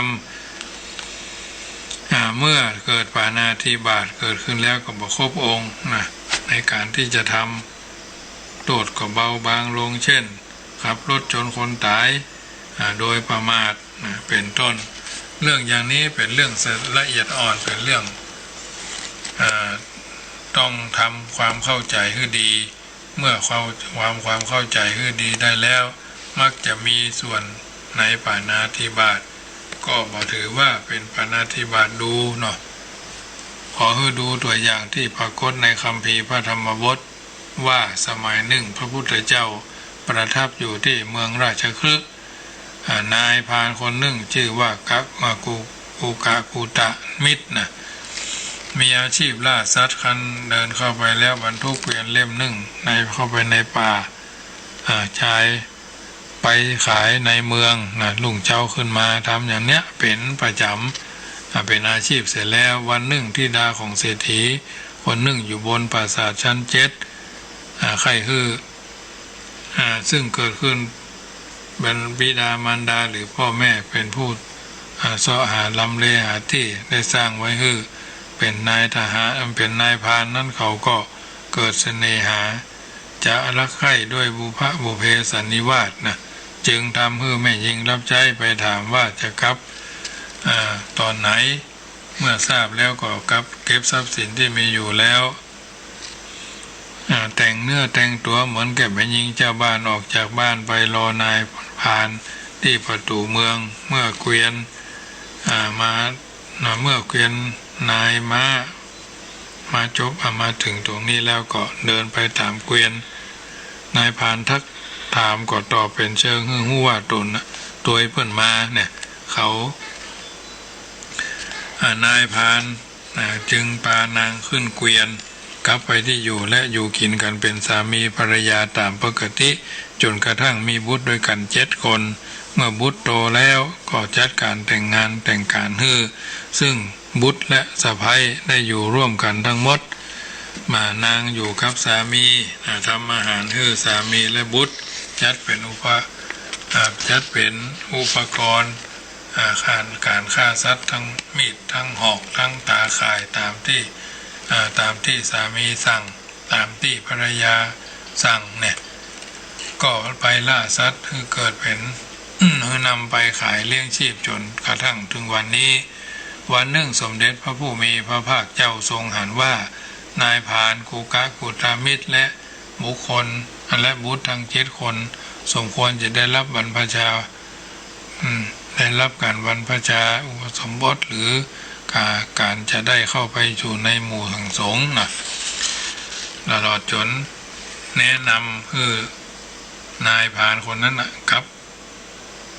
ลดละเลิกการทำลายชีวิตสัตว์วันนั้นนายพรานไปดักกระต่ายไปดักเหี้ยวดักตาข่ายไว้แต่บ่มีเนื้อติดข่ายตาข่ายเหมือนทุกวันจึงคิดว่าเขาคงมีผู้ปล่อยสัตว์ไปเดินตามหาก็บ่พระพุทธเจ้าเข้าใจว่าพระพุทธเจ้าคงจะปล่อยเนื้อจึงไปจึงโกรธคว้าธนูออกมาแล้วโกงขึ้นเพื่อจะยิงพระพุทธเจ้าแต่โดยพุทธานุภาพทำให้นายพรานว่าอาจจะปล่อยลูกศรไปได้ง้างได้มันไปเนาะทั้งจะลดธนูลงก็บ่ได้และทำให้เหงื่อไหลใครย้อยท่วมเนื้อท่วมตัวเนาะฝ่ายลูกชายทั้ง7มาตามหาที่หลังเป็นอาหารวิดายืนท่าอย่างนั้นก็คิดว่าพ่อจะยิงศัตรูจึงดึงลูกธนูออกมาง้างแล้วจะยิงแต่ก็ยิงบ่ได้ลดบ่ได้เหมือนกับพ่อทำให้ทุกคนทรมานทรกรรมอย่างนี้ฝ่ายภรรยาและสะใภ้หันสามีล่าจ้าผิดปกตินะจึงโดยไปพอในป่าหันทุกคนอยู่ในท่าเงื้อธนูจะยิงพระพุทธองค์แล้วนางก็ตกใจร้องนั่นวายโวยว่าทำร้ายพ่อของฉันในพรานตกใจคิดว่าคนผู้นี้เป็นพ่อตาของตนบุตรทั้ง7 คนก็ได้คิดว่าผู้นี้เป็นปู่ของตนต่างก็ทำอะไรไม่ได้นะแต่จิตโกรธได้ลดหมดลงไปกลายเป็นคนกลายเป็นเมตตาจิตนะเข้ามาทดแทนได้และเมื่อมีเมตตาจิตแล้วก็สามารถลดธนูลงได้ทุกคนก้มลงกราบพระพุทธเจ้าพระพุทธเจ้าจะทรงเลื่อมใส อาจจะแสดงพระอนุบุพีคาถาซึ่งเป็นเทศนาที่สำคัญให้ฟังนายพรานให้ฟังนายพรานคนนั้นนายพรานก็ถือว่าพ่อชายและลูกสะใภ้ได้ดวงตาหันธรรมบรรลุโสดาปัตติผลเป็นโสดาบันบุคคลทั้งหมดจากนั้นพุทธเจ้าก็เสด็จกลับ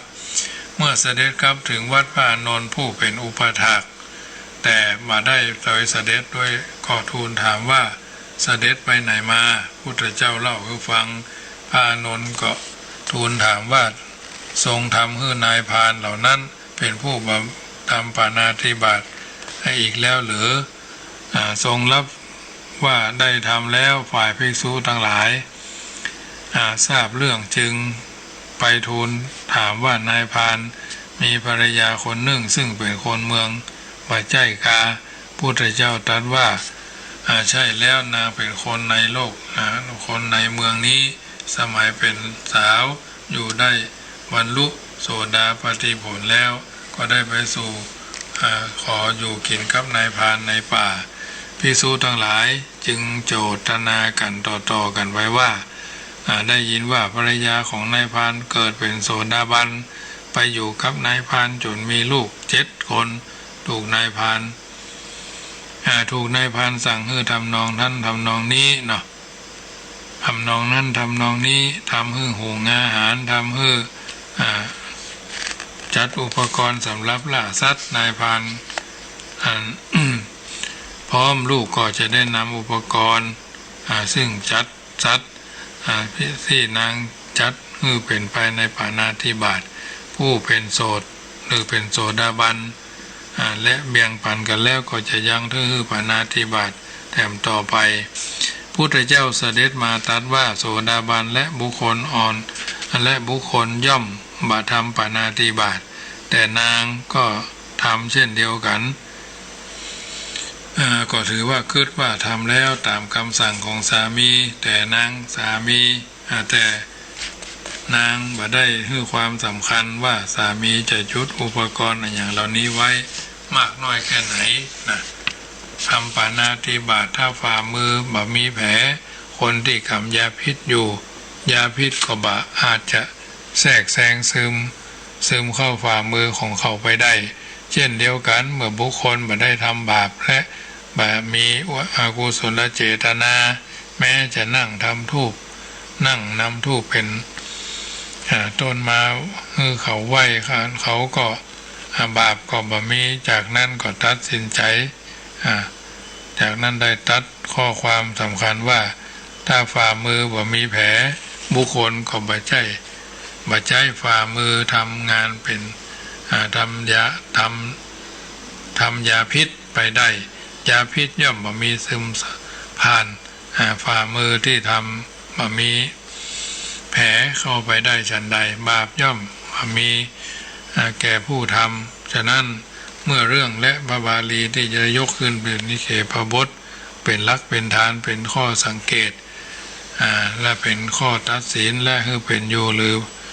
อย่างทำนองนี้หลายอย่างทำให้เราเข้าใจและก็พินิจพิจารณาตีความให้แตกเรื่องปาณาติบาตได้ในลำดับหนึ่งซึ่งประเด็นเดิมอยู่ที่ว่าแม้โสดาบันและโสดาบันบุคคลจะยังคุกคีอยู่กับปาณาติบาตนะคุกคีอยู่กับปาณาติบาตและอาจจะเป็นบาปกรรมเพราะบ่ได้ทำเพราะบ่ได้สั่งการให้ทำเพราะมีอกุศลเจตนาเป็นจะได้ทำหน้าที่ตามปกติในฐานะภรรยาต่ออันจิตมีจิตใจบ่ได้โน้มน้าวเอียงไปในปาณาติบาตด้วยเลขกิริยาเช่นนี้ถือว่าทำได้ยากสำหรับบุคคลทั่วไปถ้าใครทำได้ก็ย่อมเอาชนะตัวเองได้รอดปลอดภัยและเป็นอยู่เป็นและย่อมอยู่เป็นปกติสุขมีกินใจมีใจสะดวกสบายตามฐานะยังมีบุคคลที่ประเภทหนึ่งที่เกี่ยวข้องกับกันมาในปาณาติบาตโดยตรงและโดยอ้อมเนาะเช่นเดียวกับบุคคลผู้มี ผู้ทำอาวุธทำให้อุปกรณ์สำหรับล่าสัตว์ขายเป็นชีวิตเป็นชีพเป็นขายเป็นอาชีพผู้สร้างเรือประมงขายสู่ผู้นำเครื่องอุปโภคบริโภคมาเป็นเครื่องประเทืองในการดำเนินชีวิตล่าหั่นล่านี่เป็นต้นนะผู้ที่ทำเครื่องมือจับสัตว์ได้เช่นไซลันกระจูดกระจู้และก็ตะแกรงและเป็นเครื่องมืออาชีพ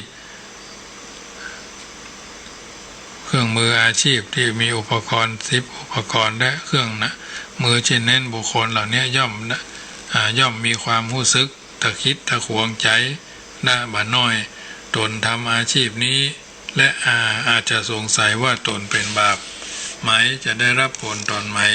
เรื่องทำนองนี้ก็คิดว่าน่าจะทำความเข้าใจบ่น้อยแต่เพื่อทำความเข้าใจเรื่องของปาณาติบาตทุกแง่ทุกมุมย่อมเข้าใจในได้ว่าบุคคลเช่นนี้บ่ได้ทำปาณาติบาตโดยตรงบ่ได้เจตนาฆ่าสัตว์โดยตรงและเป็นแค่ เป็นแต่ทำให้เป็นพิษเป็นภัยทำให้เป็นแต่เป็นทำให้เป็นพิษบ่ได้ครอบครองบ่ได้พยายามที่จะฆ่าเป็นต้นบ่ควรครบองค์5โทษก็เบาบางหรือบ่มีเลยดังเรื่องของภรรยาเรื่องของภรรยาของนายทหารพรานกุกากุตมิตรที่เล่าไว้ว่าข้อนี้อาจจะเป็นเรื่องที่ผู้บัณฑิตผู้รู้ได้แสดงเป็นกับปาณาติบาตโดยอ้อมโดยเป็นผู้สร้างหรือเป็นผู้ขายอาวุธขายเครื่องมือนานาชนิดสัตว์ทั้งหลายทั้งสัตว์บกสัตว์น้ำจำต้องมีความเข้าใจและประพฤติปฏิบัติไปตามคันลองที่ควรประพฤติปฏิบัติกันมาอย่างดีทำให้ชีวิตสุขสบายและมีมานะมีหลักฐานกว่าผู้ที่ทำปาณาติบาตหรืออื่นๆมีตัวอย่างที่น่าสนใจเกี่ยวกับเรื่องนี้อยู่ว่าคือมีชาวประมงที่อาศัยอยู่ริมต้นไม้อยู่ริมทะเลประกอบอาชีพทางประมงเข้ามาตั้งแต่บรรพบุรุษมีการไปไหนมาไหนหรือทำการหรือทำอาชีพสั้นอื่นๆอย่างไรก็ตามต้องหาปลามาขายเป็นเลี้ยงชีวิตบุคคลเหล่านี้เป็นบางพวกเล่าว่าพวกตนได้เป็นจำเป็นต้องทำนะแต่ก็มีวิธีแก้อยู่คือ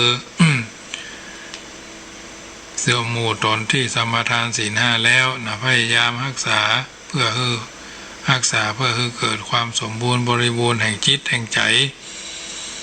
ไว้ตั้งตนไว้ชอบพยายามประกอบในสิ่งที่มันดีมันงามมันสร้างสรรค์ละชั่วทำดีทำจิตใจให้ใสนั่นแหละเป็นบรรทัดฐานในการที่จะดำเนินชีวิตของเราเรื่องของบุคคลเหล่านี้แล้วนำมันน่าหันใจและน่าชมวิธีการทำของหมู่เฮาเหล่าเจ้าข้าที่ประพฤติปฏิบัติกันมา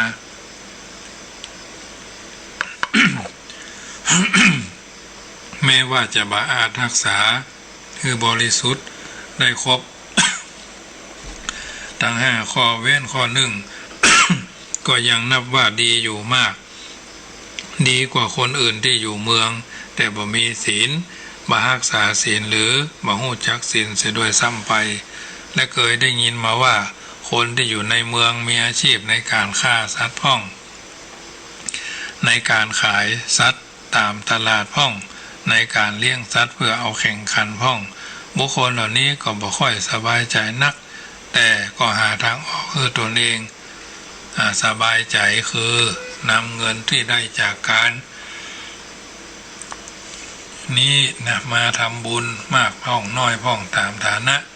แต่ทำบ่อยบ่ว่างเว้นเพราะอ่านว่าตนเองทำบาปหรือมีส่วนทำบาปทำปาณาติบาตแทบทุกวันทำแล้วก็สบายใจหายกังวลก็นับว่าเป็นอุบายที่ดีฉลาดทีเดียวเรื่องปาณาติบาตที่จะได้ กล่าวไปนี้คือเป็นเรื่องละเอียดอ่อนนักเข้าใจถูกต้องก็ยากนะจำจะต้องอาศัยต้องศึกษาหาความเข้าใจเพื่อป้องกันตนเองเพราะในชีวิตคนเรานั่นเกี่ยวข้องกับสัตว์ต่างๆมากมายและในโอกาสที่จะละเมิดศีลข้อนี้ไปทำปาณาธิบาตเขาเข้าถึงโดยตรงจริงใจว่าจงใจก็เป็นอยู่มากเผลอมาได้ในที่นี้วัตถุประสงค์ของศีลข้อที่หนึ่งกำหนดคือเป็นเรื่องปาณาธิบาตมาเป็นกติกาในสังคมมีวัตถุประสงค์ใหญ่อยู่สองประการเพื่อป้องกันผู้คนเบียดเบียนทั้งเบียดเบียนมนุษย์ด้วยกันและเบียดเบียนสัตว์เดรัจฉานทั้งหลายเพราะบอกว่าจะมนุษย์หรือสัตว์ที่กำลังพักผ่อนหรือทำจริตอัธยาศัยบังเอิญว่าอันนั้นอันนี้มาแทรกมาแซงนะเพื่อจะทำให้มันบ่เข้าใจในสิ่งเหล่านี้ก็ถือว่าวิถีชีวิตเหมือนกันไม่ต้องให้ใครมา